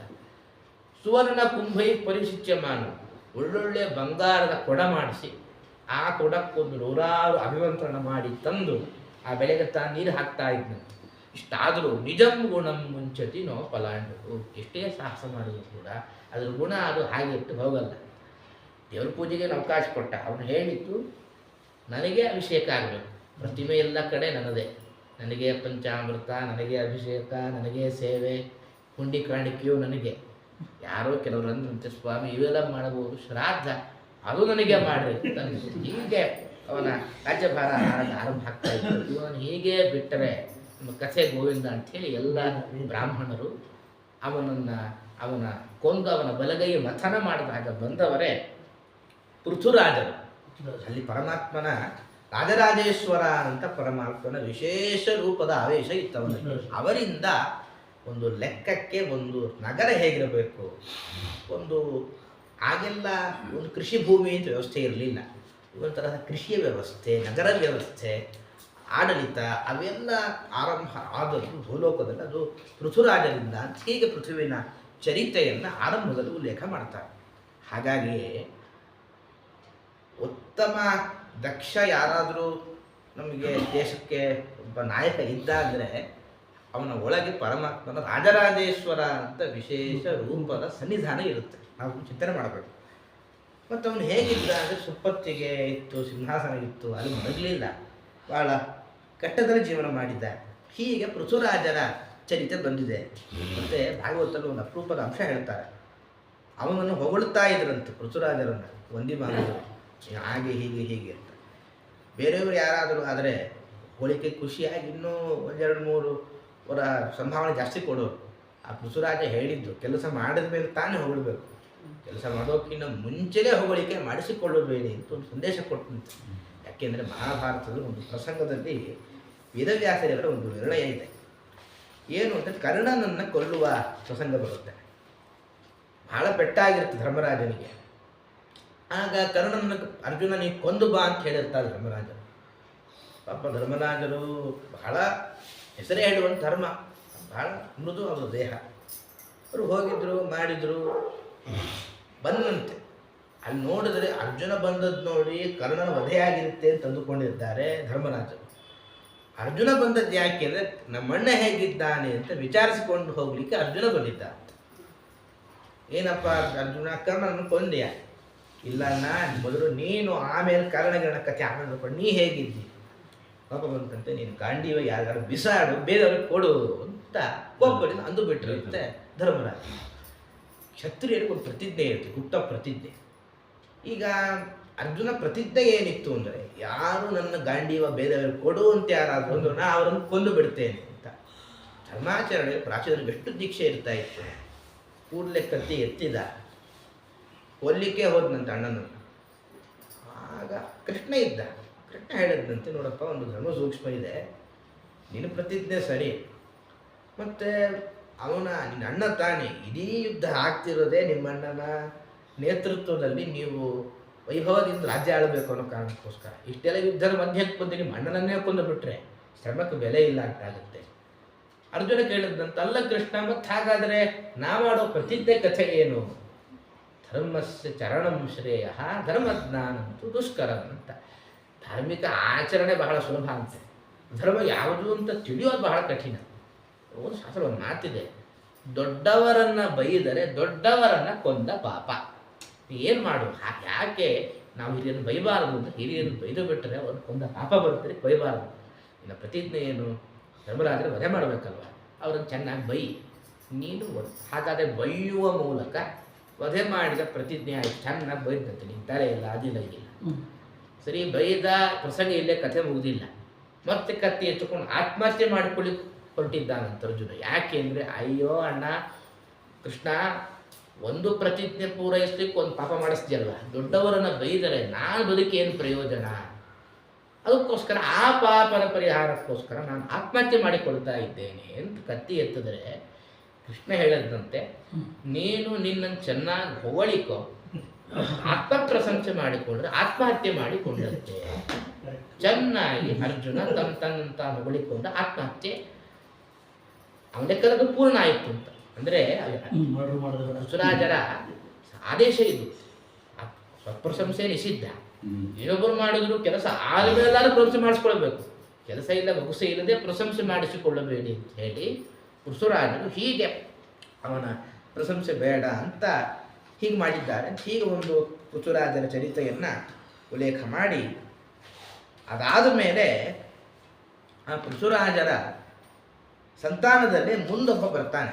ಯಾರು? ಪ್ರಾಚೀನ ಬರಿಹಿ ಅಂತ ಒಬ್ಬ ರಾಜ, ಬಹಳ ದೊಡ್ಡ ಸಾಧಕ ಅವನು. ಪ್ರಾಚೀನ ಬರಿಹಿ ಅವನು ಏನು ಮಾಡಿದ್ದು ಅಂತಂದರೆ, ಅವನ ಒಂದು ಕಥೆ ಉಲ್ಲೇಖ ಮಾಡ್ತಾರೆ. ಸಾಮಾನ್ಯ ಮನುಷ್ಯರಿಗೆ ಧರ್ಮಾಚರಣೆ, ಅದನ್ನು ಬ್ರಾಹ್ಮಣರಿಗೆ ಧರ್ಮಾಚರಣೆ ಮಾಡುವಾಗ ಪ್ರತಿಮಾರಾಧನೆ ಎಷ್ಟು ಮುಖ್ಯನೋ, ಅಗ್ನಿಮುಖದಲ್ಲೂ ಆರಾಧನೆ ಬಹಳ ಮುಖ್ಯ. ಸಾಮಾನ್ಯ ನಮಗೆ ಬ್ರಹ್ಮಚಾರಿಗಳು ಅಗ್ನಿಕಾರ್ಯ ಅಂತಿದೆ, ಗೃಹಸ್ಥರಿಗೊಂದು ಉಪಾಸನೆ ವೈಶ್ವದೇವ ಅಂತುಂಟು. ಅಗ್ನಿಮುಖದಲ್ಲಿ ಆರಾಧನೆ ಮಾಡಲೇಬೇಕು ಮೋಕ್ಷಕ್ಕೆ ಅಂತ ಐತರೇಯೋಪನಿಷತ್ತಿನಲ್ಲಿ ಆಚಾರ್ಯರು ಮಾಡಿದ ನಿರ್ಣಯ. ಇವನೊಬ್ಬ ಪ್ರಾಚೀನ ಬರಿಹಿ ಅಂತ ಒಬ್ಬ ರಾಜ ಇದ್ದಂತೆ. ಇವನು ಎಷ್ಟು ಅಗ್ನಿಮುಖದಲ್ಲಿ ಆರಾಧನೆ ಮಾಡಿದ್ದ ಅಂದರೆ ಅವನ ಕಥೆ ಇತಿಹಾಸವನ್ನೇ ಮಾಡ್ತಾರೆ ಪುರಾಣ.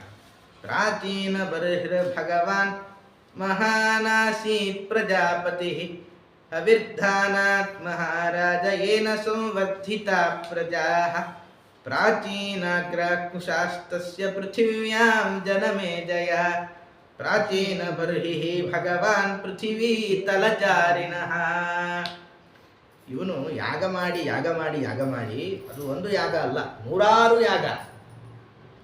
ಇವನು ಯಾಗ ಅವನ ದರ್ಭೆ ತುದಿ ಪೂರ್ವಕ್ಕಿರಬೇಕು ಅಂತ ಇಡೀ ಭೂಮಂಡಲ ಇವನು ಯಾಗದಲ್ಲಿ ಬಳಸಿದ ದರ್ಭೆಗಳಿಂದ ತುಂಬಿ ಹೋಗಿದ್ದಂತೆ. ಇದು ಇವನ ವೈಶಿಷ್ಟ್ಯ. ಅಷ್ಟು ಬಹಳ ದೊಡ್ಡ ಯಾಗವನ್ನು ಇವನು ಮಾಡಿದ್ದ. ಅವನು ಅವನ ಮಕ್ಕಳಿಗೆ ಒಂದು ಆದೇಶ ಕೊಟ್ಟನಂತೆ.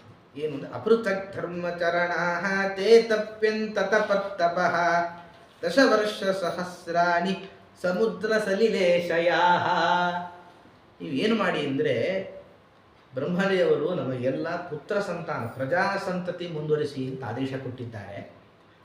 ನೀವು ಪ್ರಜಾಭಿವೃದ್ಧಿ ಮಾಡಬೇಕು, ಆದರೆ ಹಾಗೆ ಮಾಡಬೇಡಿ, ವಿಶೇಷ ತಪಸ್ಸು ಮಾಡಿ. ಅದು ಎಷ್ಟು ವರ್ಷ? ದಶವರ್ಷ ಸಹಸ್ರಾಣಿ. ನಾವು ಬಹಳ ಖುಷಿ ಪಡಬೇಕು, ನಾವು ಹುಟ್ಟು ಕಲಿಯುಗದಲ್ಲಿ ಅಂತ. 10,000 ವರ್ಷ ಕೇವಲ ತಪಸ್ಸು ಮಾಡಲಿಕ್ಕೆ, 10,000 ವರ್ಷ ತಪಸ್ಸು ಆದಮೇಲೆ ಮತ್ತೆ ಅಲ್ಲೇನ ವಿಚ್ಛೇದ ಆಯಿತು, ಮತ್ತು ಅದು ಇನ್ನೂ ಬೆಳೀತಾ ಹೋಗುತ್ತೆ. ಜೀವನದಲ್ಲಿ 1000 ವರ್ಷಗಟ್ಟಲೆ ತಪಸ್ಸು ಮಾಡಿ ಅದಾದ ಮೇಲೆ ಸಂತಾನ, ಅದಾದ ಮೇಲೆ ಕಥೆ. ಕಲಿಯುಗದಲ್ಲಿ ಅಷ್ಟೇ ಹೇಳಿ, ಸ್ವಲ್ಪ ಮಾಡಿ ಸಾಕು ಅಂತ ಹೇಳಿದ ಪರಮಾತ್ಮ. ಹಾಗೆ ನೀವು ಮಾಡಬೇಕು. ಆಗೇನಾಗತ್ತೆ ಅಂದರೆ ಪರಮಾತ್ಮನ ಅನುಗ್ರಹ ಆಗುತ್ತೆ. ಸರಿ, ಅವರೆಲ್ಲರೂ ಕೂಡ ತಪಸ್ಸು ಮಾಡ್ತಾ ಇದ್ದಾರೆ. ಎಷ್ಟು ತಪಸ್ಸು ಮಾಡಿದ್ದಾರೆ? 10,000 ವರ್ಷ ನಾವು ತಪಸ್ಸು ಮಾಡಿದರೆ ಅವರ ಪ್ರಭಾವ ಎಲ್ಲ ಕಡೆ ಮರಗಳು ಬೆಳೀತಾ ಹೋದವು. ಎಲ್ಲ ಕಡೆ ಮರ ಬೆಳೆದಿದ್ದು. ಅವರಿದ್ದ ಕಡೆಯಲ್ಲಿ ಮರ, ಅದರ ಶಾಖೆ ಉಪಶಾಖೆ, ಹಳ್ಳಿ ಯಾವುದು, ಊರು ಯಾವುದು, ಬಡಾವಣೆ ಯಾವುದು ಗೊತ್ತೇ ಆಗಲ್ಲಂತೆ. ಅಷ್ಟು ಮರ ಎಲ್ಲ ಕಡೆ ಬೆಳೀತಾ ಹೋಯ್ತಂತೆ. ನೋಡಿದ್ರೆ ಗಾಳಿ ಬೀಸ್ಲಿಕ್ಕೆ ಸ್ಥಳ ಇಲ್ಲ. ತಪಸ್ಸಾಯಿತು. ಕೊನೆಗೆ ರುದ್ರದೇವರೇ ಬಂದರಂತೆ. ಯಾಕೆಂದರೆ ಇನ್ನೂ ಬಿಟ್ಟರೆ ಜಗತ್ತಿಗೆ ಹಾನಿಯಾಗುವುದು ಇವರು ತಪಸ್ಸಿನ ಫಲದಲ್ಲಿ. ತಾವು ಬಂದು ಕೂಡಲೇ ಅವರಿಗೆ ಖುಷಿಯಿಂದ ವರ ಕೊಟ್ಟರಂತೆ. ಮುಖೇಭ್ಯೋ ವಾಯುಮಗ್ನಿಂಚ ತೇ ಸೃಜನ್ ಜಾತಮನ್ಯವಃ ತದುಪಶ್ರುತ್ಯ ತಪಸ ಯುಕ್ತಾ ಸರ್ವೇ ಪ್ರಚೇತಸಃ. ರುದ್ರಗೀತೆ ಕೆಲವು ಅದ್ಭುತವಾದ ಉಪದೇಶ ಮಾಡಿ ನಿಮ್ಗೆ ಬೇಕಾದ ವರ ಕೊಡ್ತೇನೆ ಅಂತ ಹೀಗೆ ವರ ಕೊಟ್ಟಾಗ ಪರಮಾತ್ಮನೇ ಬಂದು ಪ್ರತ್ಯಕ್ಷ ಆದ. ಅವರು ನೋಡಿದ್ರೆ ಎಲ್ಲ ಕಡೆ ಮರ ಬೆಳೆದಿದೆ. ಗೊತ್ತಾಯಿತು. ಮುಖೇಭ್ಯೋ ವಾಯುಮಗ್ನಿಂಚತೆ ಅಸೃಜನ್. ಜೋರಾಗಿ ಬಿರುಗಾಳಿ ಸೃಷ್ಟಿ ಮಾಡಿದ್ರಂತೆ. ಮುಖದಿಂದ ಅಗ್ನಿ ಸೃಷ್ಟಿ ಮಾಡಿದ್ರು. ಅಂದರೆ ಜಗತ್ತಿಗೆ ಉಳಿವಿಗೆ ಬೇಕಾದ ಮರಗಳು ಬಿಟ್ಟು ಇನ್ನೆಲ್ಲ ಮರಗಳು ನಾಶ ಆಗ್ತಾ ಹೋಗ್ತಂತೆ. ಹೀಗೆ ಅವರ ಅದ್ಭುತವಾದ ಸಾಮರ್ಥ್ಯ. ನೋಡಿದ್ರೆ ಅದು ಏನಾಯಿತು ಅಂದರೆ ಅವರ ಉದ್ದೇಶ ಇದ್ದದ್ದು ಮರ ನಾಶ ಆಗಲಿ ಅನ್ನೋದಕ್ಕಿಂತ ಎಷ್ಟು ಬೇಕೋ ಅಷ್ಟು ಮರ ನಾಶ ಆಗಲಿ ಅಂತ ಉದ್ದೇಶ ಇದ್ದದ್ದು ಅವರು. ಆದರೆ ಅವರ ತಪಸ್ಸಿನ ಪ್ರಭಾವ ಏನಾಯಿತು ಅಂದರೆ ತಾನ್ ಅಗ್ನಿ ಅದಹತ್ ಘೋರಂ ವೃಕ್ಷಾನ್. ವಾಯು ಎಲ್ಲ ನೀರಿನನ್ನು ಬತ್ತು ಮಾಡ್ತಾರೆ. ವಾಯುದೇವರು ನೀರನ್ನು ಒಣಗಿಸ್ತಾ ಇದ್ದಾರೆ. ವಾಯು ಅಗ್ನಿ ಜಾಸ್ತಿ ಆಯಿತು. ಇಡೀ ಒಂದು ಜಗತ್ತಿನಲ್ಲಿ ಮರಗಳೇ ಇಲ್ಲ ಅನ್ನೋ ಪರಿಸ್ಥಿತಿ ನಿರ್ಮಾಣ ಆಗೋ ಹಂತಕ್ಕೆ ಬಂತಂತೆ. ಯಾಕೆಂದ್ರೆ ದೊಡ್ಡವರ ತಪಸ್ಸಿಗೆ ಆ ಮಹತ್ವ ಇರುತ್ತೆ. ಹೀಗಾಯಿತು. ಕೊನೆಗೆ ಏನಾಯಿತು ಅಂದರೆ ಧ್ರುಮಕ್ಷಯಮತೋ ಬುದ್ಧ್ವಾ ಕಿಂಚಿಶಿಷ್ಟೇಶು ಶಾಖಿಷು. ಸ್ವಲ್ಪ ಮಾತ್ರ ಹೆಸರು, ಅಲ್ಲಲ್ಲಿ ಹೆಸರಿರುವ ಮರಗಳು ಮಾತ್ರ ಉಳಿತಂತೆ. ಆವಾಗ ಇದನ್ನು ನೋಡಿ ಕೂಡಲೇ ಚಂದ್ರ ಬಂದು ತಾನು ಇವರ ಹತ್ರ ತಾನು ಪ್ರಾರ್ಥನೆ ಮಾಡಿದ. ಏನು ಸ್ವಾಮಿ, ನೀವು ಎಲ್ಲ ವೃಕ್ಷಗಳನ್ನು ಉಳಿಸೋದು ನಿಮ್ಮ ಕರ್ತವ್ಯ.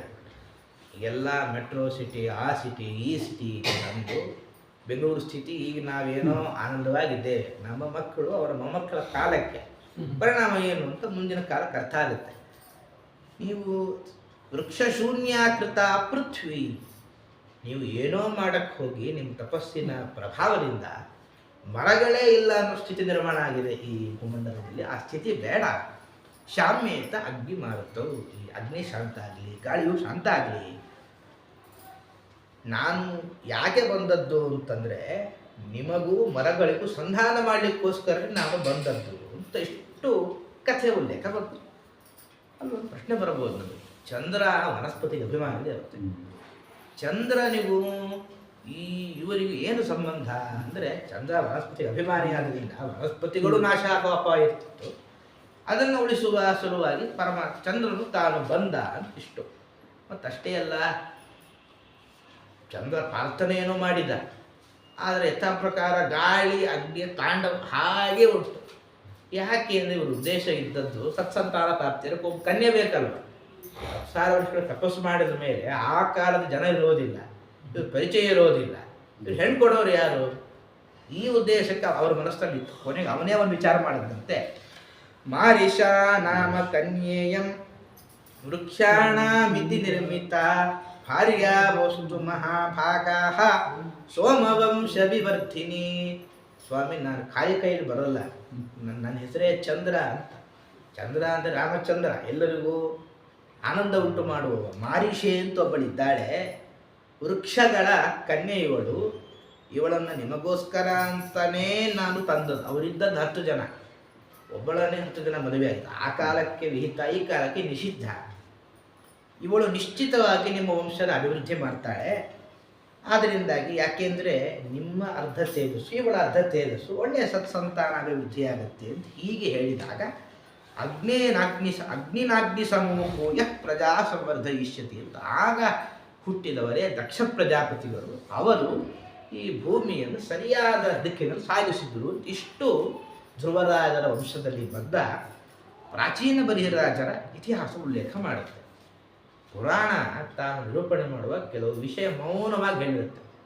ಇಲ್ಲಿ ಕಥೆ ಭಾಗ, ಪುರಾಣ ಶ್ಲೋಕ ಹೀಗಿದೆ: ರತ್ನಭೂತ ಚ ಕನ್ಯೇಯಂ ವೃಕ್ಷಾಣಂ ವರವರ್ಣಿನಿ. ಮರಗಳ ಕನ್ಯೆ, ಮರಗಳ ಮಕ್ಕಳಿವಳು. ಅದೇನು ಮರ ಅಂದರೆ ಜಡ ಅಲ್ವೋ, ಮತ್ತು ಅದು ಜಡಕ್ಕೆ ಈ ಚೇತನ ಮಗಳೇ ಹೇಗಾಗಬೇಕು? ಅದಕ್ಕೆ ಬ್ರಹ್ಮಸೂತ್ರದಲ್ಲಿ ಆಚಾರ ಮಾಡಿರ್ತೀವಿ. ಅದಕ್ಕೆ ಬ್ರಹ್ಮಸೂತ್ರದಲ್ಲಿ ಅಭಿಮಾನಿ ವ್ಯಪದೇಶ ಅಸ್ತು ಅನ್ನೋ ಸೂತ್ರದಲ್ಲಿ ಒಂದು ಶಬ್ದ ಬರೀ ಆ ವಸ್ತುವಿನ ಮಾತ್ರ ಹೇಳಲ್ಲ, 3 ಹೇಳುತ್ತಂತ. ಒಂದು ಆ ವಸ್ತುವಿಗೆ ಅಭಿಮಾನಿ ದೇವತೆ, ಅವನ ಒಳಗಿರುವ ಪರಮಾತ್ಮನ ಒಂದು ರೂಪ. ಈ 3 ಆ ಒಂದು ಶಬ್ದ ಹೇಳುತ್ತೆ. ಮರ ಅಂದರೆ ಬರೀ ಅದು ಮಾತ್ರ ಅಲ್ಲ, ಮರನೂ ಹೌದು, ಮರದ ಅಭಿಮಾನಿ ದೇವತೆಗಳೂ ಹೌದು, ದೇವತೆಗಳ ಒಳಗಿರುವ ಪರಮಾತ್ಮನೂ ಹೌದು. ಆದ್ದರಿಂದ ಈ ಶಬ್ದಕ್ಕೆ ಏನರ್ಥ? ವೃಕ್ಷಾಣ ಕನ್ಯಾ ಅಂದರೆ ಮರಗಳ ಕನ್ಯೆ ಅಂತಲ್ಲ, ಮರಗಳ ಅಭಿಮಾನಿ ದೇವತೆಗಳು ಯಾರಿದ್ದಾರಲ್ಲ ಆ ದೇವತೆಗಳಿಗೆ ಸಂಬಂಧಪಟ್ಟ ಮಗಳಿವುಡು. ಇಷ್ಟು ಇದಕ್ಕೆ ನಮಗೊಂದು ನಿರ್ಣಯ ಆಗುತ್ತೆ. ಇಷ್ಟೇನೋ ನಿರ್ಣಯ ಆಯಿತು. ಆದರೆ ನಮ್ಗೆ ಇದರ ಮೇಲೆ ಪ್ರಶ್ನೆ ಬರೋ ಒಂದು ಅಪಾಯ ಇದೆ ಅಲ್ಲ. ಅವ್ರು ಯಾವಾಗ ಮದುವೆ ಆಗಿದ್ರೆ ಏನು ಕಥೆ ಅಂತೆಲ್ಲ ಪ್ರಶ್ನೆ ಬಂದಾಗ, ಕಂಡು ಅನ್ನೋ ಋಷಿಯಂತೆ, ಕಂಡು ಎಂಬ ಋಷಿ ಒಮ್ಮೆ ತಾನು ಗೋಮತಿ ನದಿಯ ತೀರದಲ್ಲಿ ತಪಸ್ಸನ್ನು ಮಾಡ್ತಾ ಇದ್ದಂತೆ. ಸಾಮಾನ್ಯ ಏನು ಅಂದರೆ ಕೆಲವರದು ಆ ತಪಸ್ಸು ಮಾಡೋ ಕಾಲ ಬಂದಿರೋದಿಲ್ಲ. ಆಗ ಎಲ್ಲ ದೇವತೆಗಳು ಅಪ್ಸರಾಸ್ತ್ರೀಯರನ್ನು ಕಳಿಸಿ ಅವರನ್ನು ಪರೀಕ್ಷೆ ಮಾಡಿ ಇದು ಮಾಡ್ತಾ ಹೋದಾಗ ತಪಸ್ಸಿನ ವಿಘ್ನ ಮಾಡೋ ಉದ್ದೇಶ ಆ ದೇವತೆಗಳಿಗೆ ಉಂಟು ಅಂತಲ್ಲ. ಒಮ್ಮೆ ಪ್ರಮಲೋಚೆ ಅನ್ನುವ ಹೆಸರಿನ ಅಪ್ಸರಾಸ್ತ್ರೀಯರನ್ನು ಕಳಿಸ್ತಾರಂತೆ ಇಂದ್ರದೇವರು. ನೋಡಿದ್ರು, ಬಂದರು, ನೋಡಿದ ಕೂಡಲೇ ಇಷ್ಟ ಆಯಿತು, ಸಂಸಾರ ಮಾಡಿದರು. ಎಷ್ಟು ವರ್ಷ? 907 ವರ್ಷದ 6 ತಿಂಗಳು 3 ದಿನ ಸಂಸಾರ ಮಾಡಿದರು. ಗೊತ್ತೇ ಆಗಿಲ್ಲ ತಾವು ಯಾರು ಏನು ಕಥೆ. ಸಂತಾನ ಆಯಿತು, ಬೇಕಾಯಿತು, ಹಿಂದೆ ಬೇಕಾದರೂ ತವ ಸಾಮರ್ಥ್ಯ ಇತ್ತು, ಬೇಕಾದ ವಿಮಾನ ಸೃಷ್ಟಿ ಮಾಡುವುದು, ದೇವಲೋಕ ಸಂಚಾರ ಮಾಡುವುದು, ಅದು ಮಾಡುವುದು, ಹಾಡು ಹರಟೆ ಇದರಲ್ಲೇ ಕಾಲ ಕಳೆದೋಯ್ತು. ಅದಾದ ಮೇಲೆ ಒಂದು ಸಾಯಂಕಾಲ ಏನು ಅನಿಸ್ತೋ ಏನೋ, ಅವರ ತಪಸ್ಸಿನ ಕಾಲ ಬಂದಿದೆ, ಸ್ನಾನ ಮಾಡಬೇಕು ಅಂತ ಮನಸ್ಸಾಯ್ತಂತೆ. ಅಲ್ಲಿ ತನಕ ದೇವರ ಪೂಜೆಗೆ ಸ್ನಾನ ನಾವೆಲ್ಲ ಮರ್ತೋಗಿತ್ತು ಅವ್ರಿಗೆ. ಪ್ರಮಲೋಚಿಗೆ ಆಶ್ಚರ್ಯ ಆಯ್ತಂತೆ. ಅಲ್ಲ ರೀ, 907 ವರ್ಷದ 6 ತಿಂಗಳು 3 ದಿನ ದೇವರಿಗೋಸ್ಕರ ಸ್ನಾನ ಅಂತ ಹೊರಟವರ, ದೇವರ ಪೂಜೆಯನ್ನು ಶಬ್ದನೇ ಹೇಳಿದವರಲ್ಲ, ಈಗೇನು ಹೊಸದಾಗಿ ಶುರು ಮಾಡ್ತಾ ಇದ್ದಿದ್ದ ಅಂತಂದಾಗ ಅವನಿಗೆ ಎಚ್ಚರ ಆಯಿತಂತೆ. ತನ್ನ ಹಿಂದಿನ ಕಥೆ ಅಂತ ನೆನಪಾಯಿತು. ಓ, ಈ 907 ವರ್ಷದ ಹಿಂದೆ ತಾನು ಹೇಗಿದ್ದೆ, ಈಗ ಹೇಗಾದೆ ಅಂತ ತಾನು ಅಷ್ಟು ಘಟನೆ ನಪ್ಪ ಬಂದು ಬಹಳ ದುಃಖ ಆಯಿತು. ಒಮ್ಮೆ ದುಃಖ ಸಾಮಾನ್ಯ, ದುಃಖ ಆಯಿತು. ದುಃಖ ಯಾರಿಂದ ಆಗಿರುತ್ತೋ ಅವ್ರ ಮೇಲೆ ಕೋಪ ಬರೋದು ಸ್ವಾಭಾವಿಕ. ಗಂಡು ಋಷಿಗಳಿಗೆ ತಮಗೆ ದುಃಖ ಆಯಿತು, ದುಃಖ ಅವ್ರ ಮೇಲೆ ಕೋಪ ಬಂತು. ನೀ ತಪಸ್ಸು ಹಾಳು ಮಾಡಿದೆ ಅಂಥೇಳಿ ಶಾಪ ಕೊಡಲಿಕ್ಕೆ ತಾವು ಹೊರಟ್ರಂತೆ. ಶಾಪ ಕೊಡಲು ಹೊರಟಾಗ ಸಾಮಾನ್ಯ ತೀರ ಭಯ ಆಯಿತು. ಕೆಲವು ಬೆವರುತ್ತಾರೆ. ಗರ್ಭಿಣಿ ಅವಳು, ಶಾಪ ಬರ್ಬೋದು ಅಂಥೇಳಿ ಭಯದಿಂದ ಏನು ಮಾಡಬೇಕು? ಆ ಗರ್ಭ ಏನಿತ್ತು ಅದು ಬೆವರಿನ ರೂಪದಲ್ಲಿ ಹೊರಗೆ ಬಂತಂತೆ. ಯಾಕೆಂದರೆ ಅದು ಗಂಡು ಋಷಿಯ ಸಂತಾನ. ಗಂಡು ಋಷಿಗಳ ಸಂತಾನ ಯಾವತ್ತೂ ಉಳಿಬೇಕನ್ನೋ ಕಾರಣಕ್ಕೋಸ್ಕರ ಏನು ಭಯ ಆಗಿತ್ತೋ ಭಯದ ಪ್ರಭಾವದ ಗರ್ಭ ಅದು ಬೆವರಿನ ರೂಪದ ಹೊರಗೆ ಬಂದು ಜಾರ್ತಂತೆ. ಜಾರಿ ಅದು ಎಲ್ಲಿ ಬಿತ್ತು, ಯಾವುದೋ ಒಂದು ವೃಕ್ಷಗಳ ಚಿಗುರಲ್ಲಿ ಬಿತ್ತಂತೆ. ಆ ಬೆವರೇ ಈ ಗರ್ಭವಾಗಿ ಮಾರೀಷೆ ಅನ್ನುವ ಕನ್ಯೆಯ ಜನ್ಮ ಅಲ್ಲಾಯಿತು. ಅವಳನ್ನು ಸಾಕ್ಷಿ, ಅವಳಿಗೆ ವಾರಾಕ್ಷಿ ಅಂತ ಹೆಸರು, ವೃಕ್ಷಪುತ್ರಿ ಅವಳು.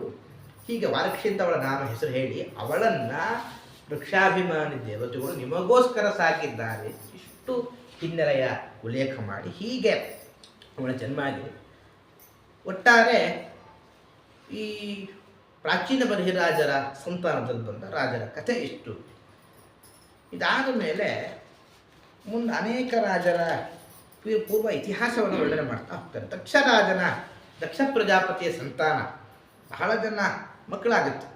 ಇದರಿಂದಲೇ ಬ್ರಹ್ಮಪಾಲ ಸೂತ್ರ ಬಂತಲ್ಲ. ಹೌದು ಹೌದು ಹೌದು ಹೌದು.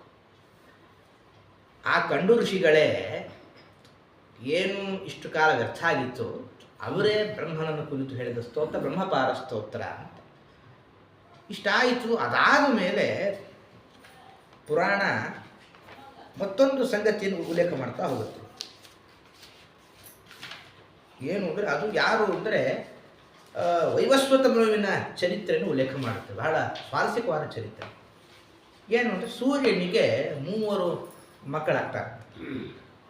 ತ್ರೀಣ್ಯಪತ್ಯಾನಿ ಕೌರವ್ಯ ಸಂಜ್ಞಾಯಾಂ ತಪತಾಂ ವರಹ ಆದಿತ್ಯೋ ಜನಯಾಮಾಸ ಕನ್ಯಾಂ ದೌಚ ಪ್ರಜಾಪತಿ ಮನು ವೈವಸ್ವತಂ ಪೂರ್ವಂ ಶ್ರಾದ್ದದೇವ ಪ್ರಜಾಪತಿ ಯಮಶ್ಚ ಯಮುನಾ ಚೈವ ಯವಜೌ ಸಂಬಭೂವತು ಅಂತ. ಸೂರ್ಯನಿಗೆ ಸಂಜ್ಞಾದೇವಿಗೆ 3 ಜನ ಮಕ್ಕಳಾಗಿದ್ದಾರೆ. ಒಂದು ವೈವಸ್ವತ ಮನು, ಅವನಿಗೆ ಶ್ರಾದ್ದದೇವ ಅಂತ ಹೆಸರು, ಆಮೇಲೆ ಯಮ, ಆಮೇಲೆ ಯಮುನಾ. ಹೀಗೆ ಒಟ್ಟು 3 ಸಂತಾನ ಆಗಿದೆ ಇವನಿಗೆ. ಸೂರ್ಯದೇವರ ಪ್ರಖರತೆ ಜಾಸ್ತಿ. ಒಂದು ಪ್ರಸಂಗ ಬಂತಂತೆ. ಏನು ಅಂದರೆ ಸೂರ್ಯದೇವರು ಸತ್ಸಂತಾನ ಆದಮೇಲೆ ಅವರ ಪ್ರಖರತೆ ಇನ್ನೂ ಜಾಸ್ತಿ ಆಯ್ತಂತೆ. ಯಾವುದೇ ಗಂಡ ಹೆಂಡತಿಗೆ ಬಹಳ ಮಾತಿನ ಪೆಟ್ಟು, ದೈಹಿಕ ಪೆಟ್ಟು ಕೊಟ್ಟರೆ ಗಂಡನ ಜೊತೆಗಿರಲಿಕ್ಕೆ ಆ ಹೆಂಡತಿಗೆ ಆಗಲ್ಲ. ಸೂರ್ಯನಿಗೆ ಸಂತಾನದೇವಿಗೆ ಆ ಪೆಟ್ಟಾಗಲಿಲ್ಲ, ಜೊತೆಗಿರೋದೇ ಕಷ್ಟ ಆಯ್ತಂತೆ. ಅವಳು ಏನು ಮಾಡಿದ್ಲು, ತನ್ನ ಒಂದು ಛಾಯೆಯಿಂದಾಗಿ ಒಬ್ಬಳು ಸೃಷ್ಟಿ ಮಾಡಿದ್ಳು. ಛಾಯಾ ಅಂತ ಅವಳಿಗೆ ಹೆಸರಾಯಿತು. ಅವಳಿಗೆ ಕೆಲವು ಮಾತು ಹೇಳಿದ್ಳು.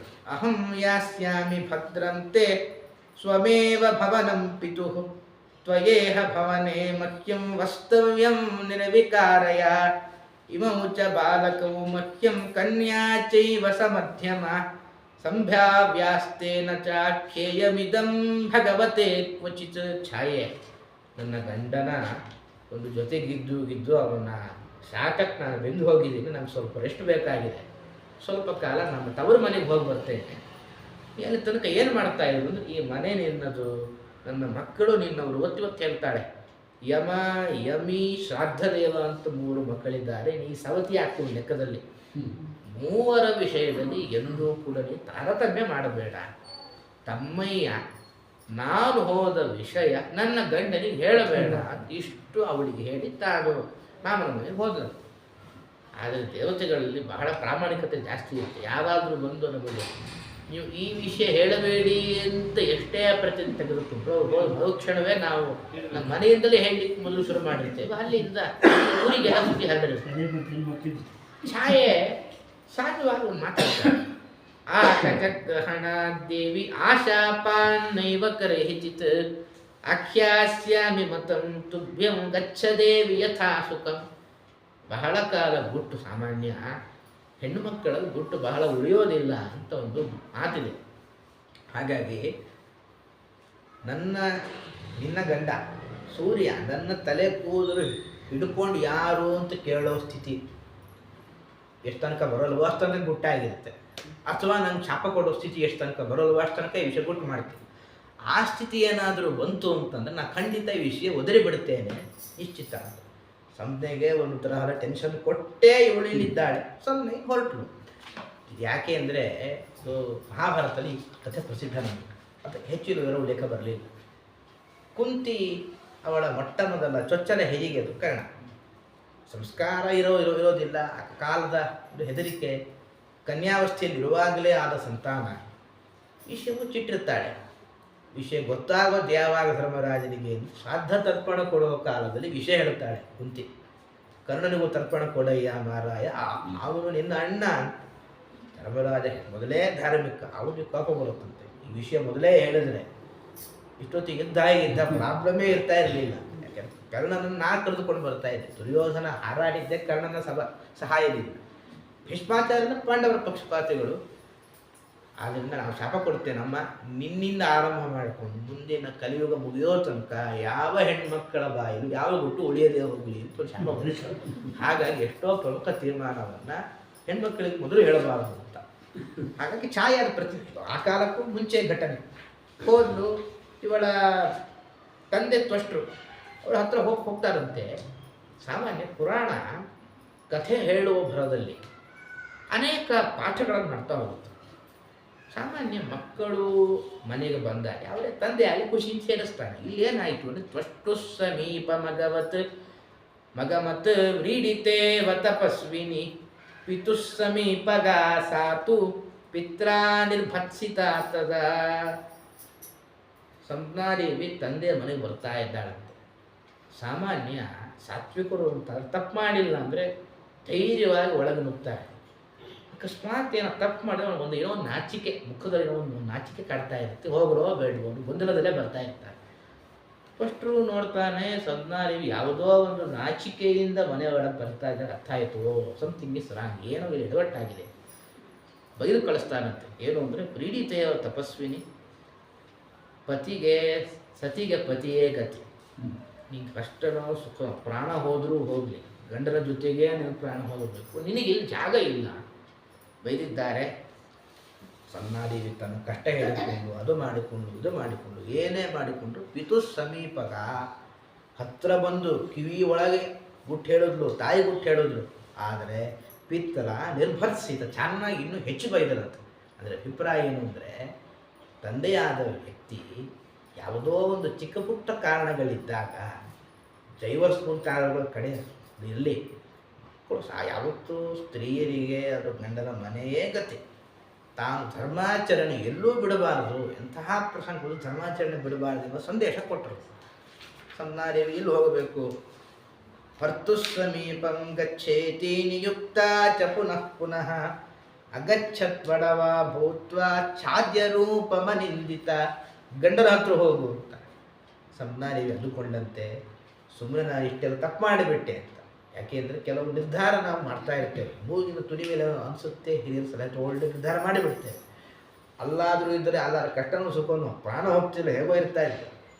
ಅಪ್ಪನ ಮನೆ ಅಂತ ಇಲ್ಲಿ ಬಂದೆ, ಅಪ್ಪ ಮತ್ತೆ ಅಲ್ಲಿ ಹೋಗುವಂತ, ಮತ್ತು ಅಲ್ಲಿ ಹೋದರೆ ಛಾಯ ಯಾರು ಪ್ರಶ್ನೆ, ಅದು ಬೇಡ ಇದು ಬೇಡ, ಮತ್ತು ಏನು ಮಾಡೋಣ ಅಂದರೆ ಒಂದು ವೇಳೆ ಇದೇ ರೂಪದಿಂದ ಇರೋಣ ಅಂದರೆ ದೈತ್ಯ ದಾನವರು ಬೇರೆ ಮೊದಲೇ ಒದ್ದಾಡ್ತಾ ಇರ್ತಾರೆ, ಮತ್ತು ಅವರಿಂದ ತೊಂದರೆ ಆಗುತ್ತೆ ಅಂತ ಹೇಳಿ ಒಡವ ಭೂತ್ವ ಒಳ್ಳೆಯ ರೂಪ ಬಿಟ್ಟು ಹೆಣ್ಣು ಕುದುರೆಯ ರೂಪವನ್ನು ಧರಿಸಿದ್ದಾಳಂತೆ. ಧರಿಸಿ ಕುರುನಥ ಗತ್ವ ಕ್ರೀಡಾನ್ಯವ ಚಚಾರಃ. ಪುರಾಣ ಕೊಡುವ ಎಚ್ಚರ.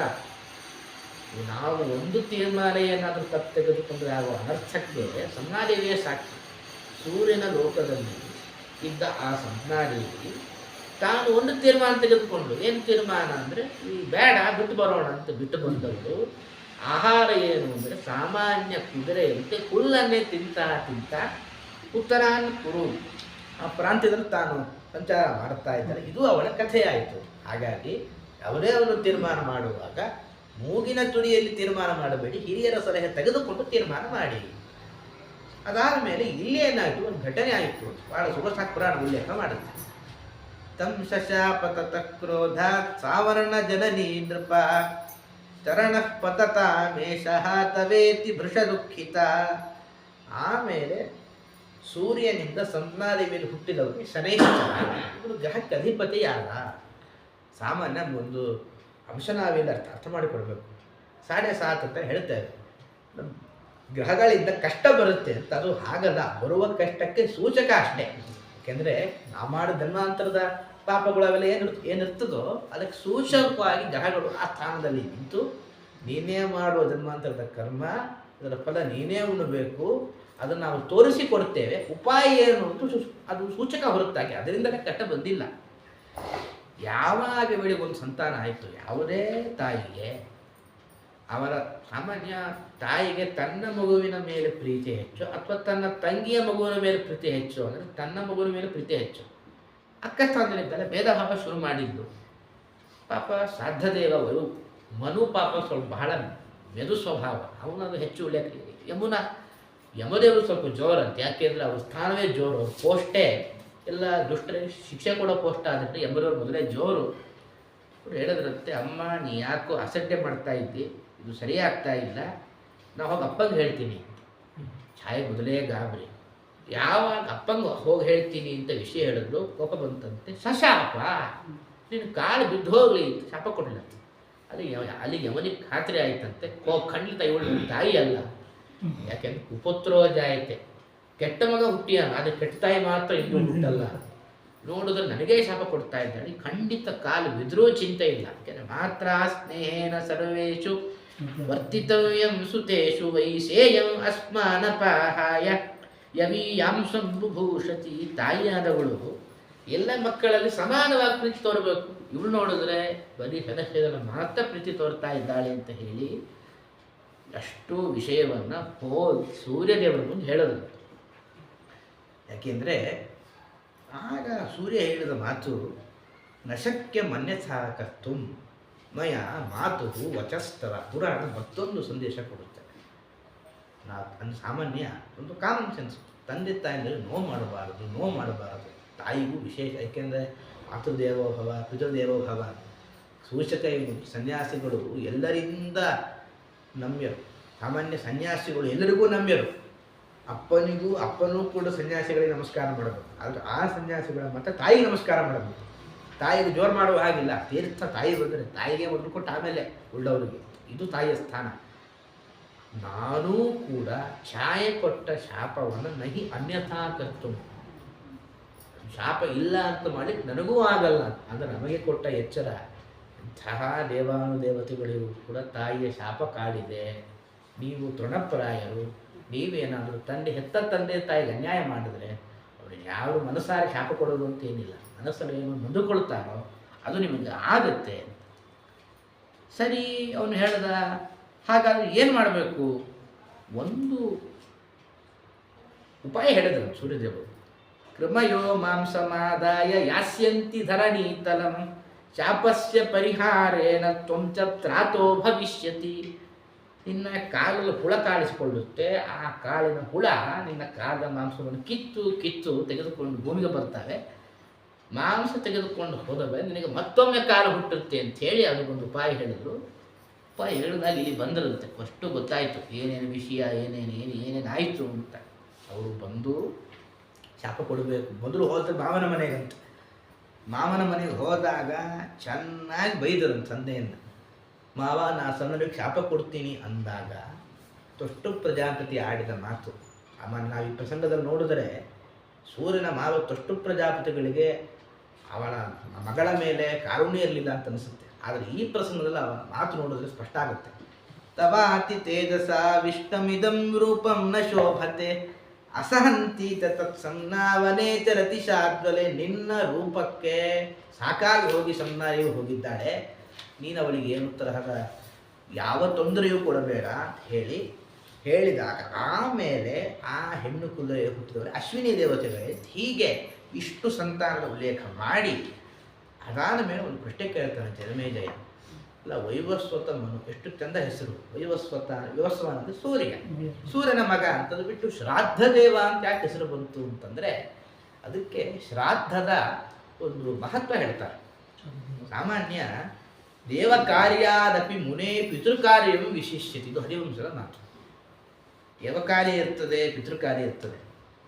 ಯಾವುದು ಮಾಡಬೇಕು ಅಂದರೆ ದೇವಕಾರ್ಯಕ್ಕಿಂತ ಪಿತೃಕಾರ್ಯವೇ ಬಹಳ ಶ್ರೇಷ್ಠ ಅಂತ.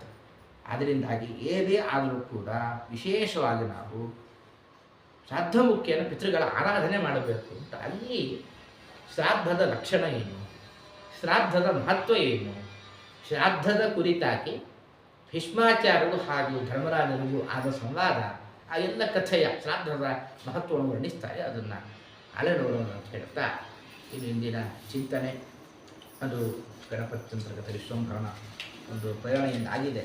ಆ ಚಿಂತನೆಯನ್ನು ತತ್ವಾಭಿಮಾನಿ ದೇವತೆಗಳ ಅಂತರ್ಗತನಾದ ಮುಖ್ಯ ಪ್ರಾಣನ ಅಂತರ್ಗತನಾದ ವೇದವ್ಯಾಸರ 2 ಪಾದರ ಅರ್ಪಣೆ ಮಾಡ್ತಾ ಇಂದಿನ ಚಿಂತನೆಯನ್ನು ಅವನ ಪಾದಕ ಅರ್ಪಣೆ ಮಾಡೋಣ. ಶ್ರೀಕೃಷ್ಣ ಅರ್ಪಣ ವಸ್ತು ಕಾಯೇನ ವಾಚ ಮನಸ ಇಂದ್ರಿಯೇವ ಬುದ್ಧ್ಯಾತ್ಮನಾವ ಅನುಸೃತ ಸ್ವಭಾವ ಕರೋಮಿ ಯದ್ಯತ್ ಸಕಲಂ ಪರಸ್ಮೈ ನಾರಾಯಣ ಶ್ರೀಕೃಷ್ಣ ಅರ್ಪಣ ವಸ್ತು. ಹಚ್ಕೊಳ್ಳಿ ಹಚ್ಕೊಳ್ಳ ಮಾಡಬಹುದು ಹಾಂ ಮಾಡಿ ಸರ್. ನೈವೇದ್ಯ ಕಾಲ ಹಾಂ ಮಾಡಿ ಅಲ್ಲೇ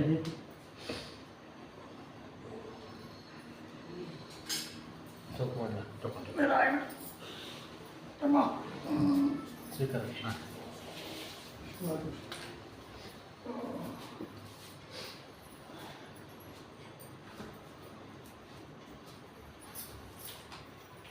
ಎಲ್ಲಿ ಮನೆ ಮನೇಲಿ ಹಚ್ಕೊಳ್ಳಿ ಇಲ್ಲೇ ಏನು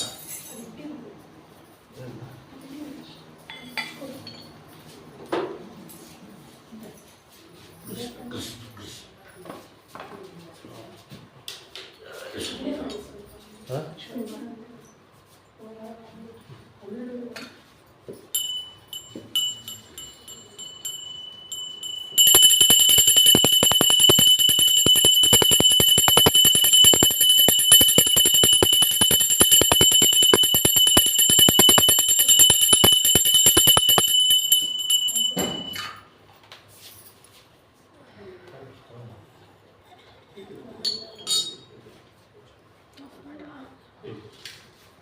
ಕೊಡಲ ಸರ್.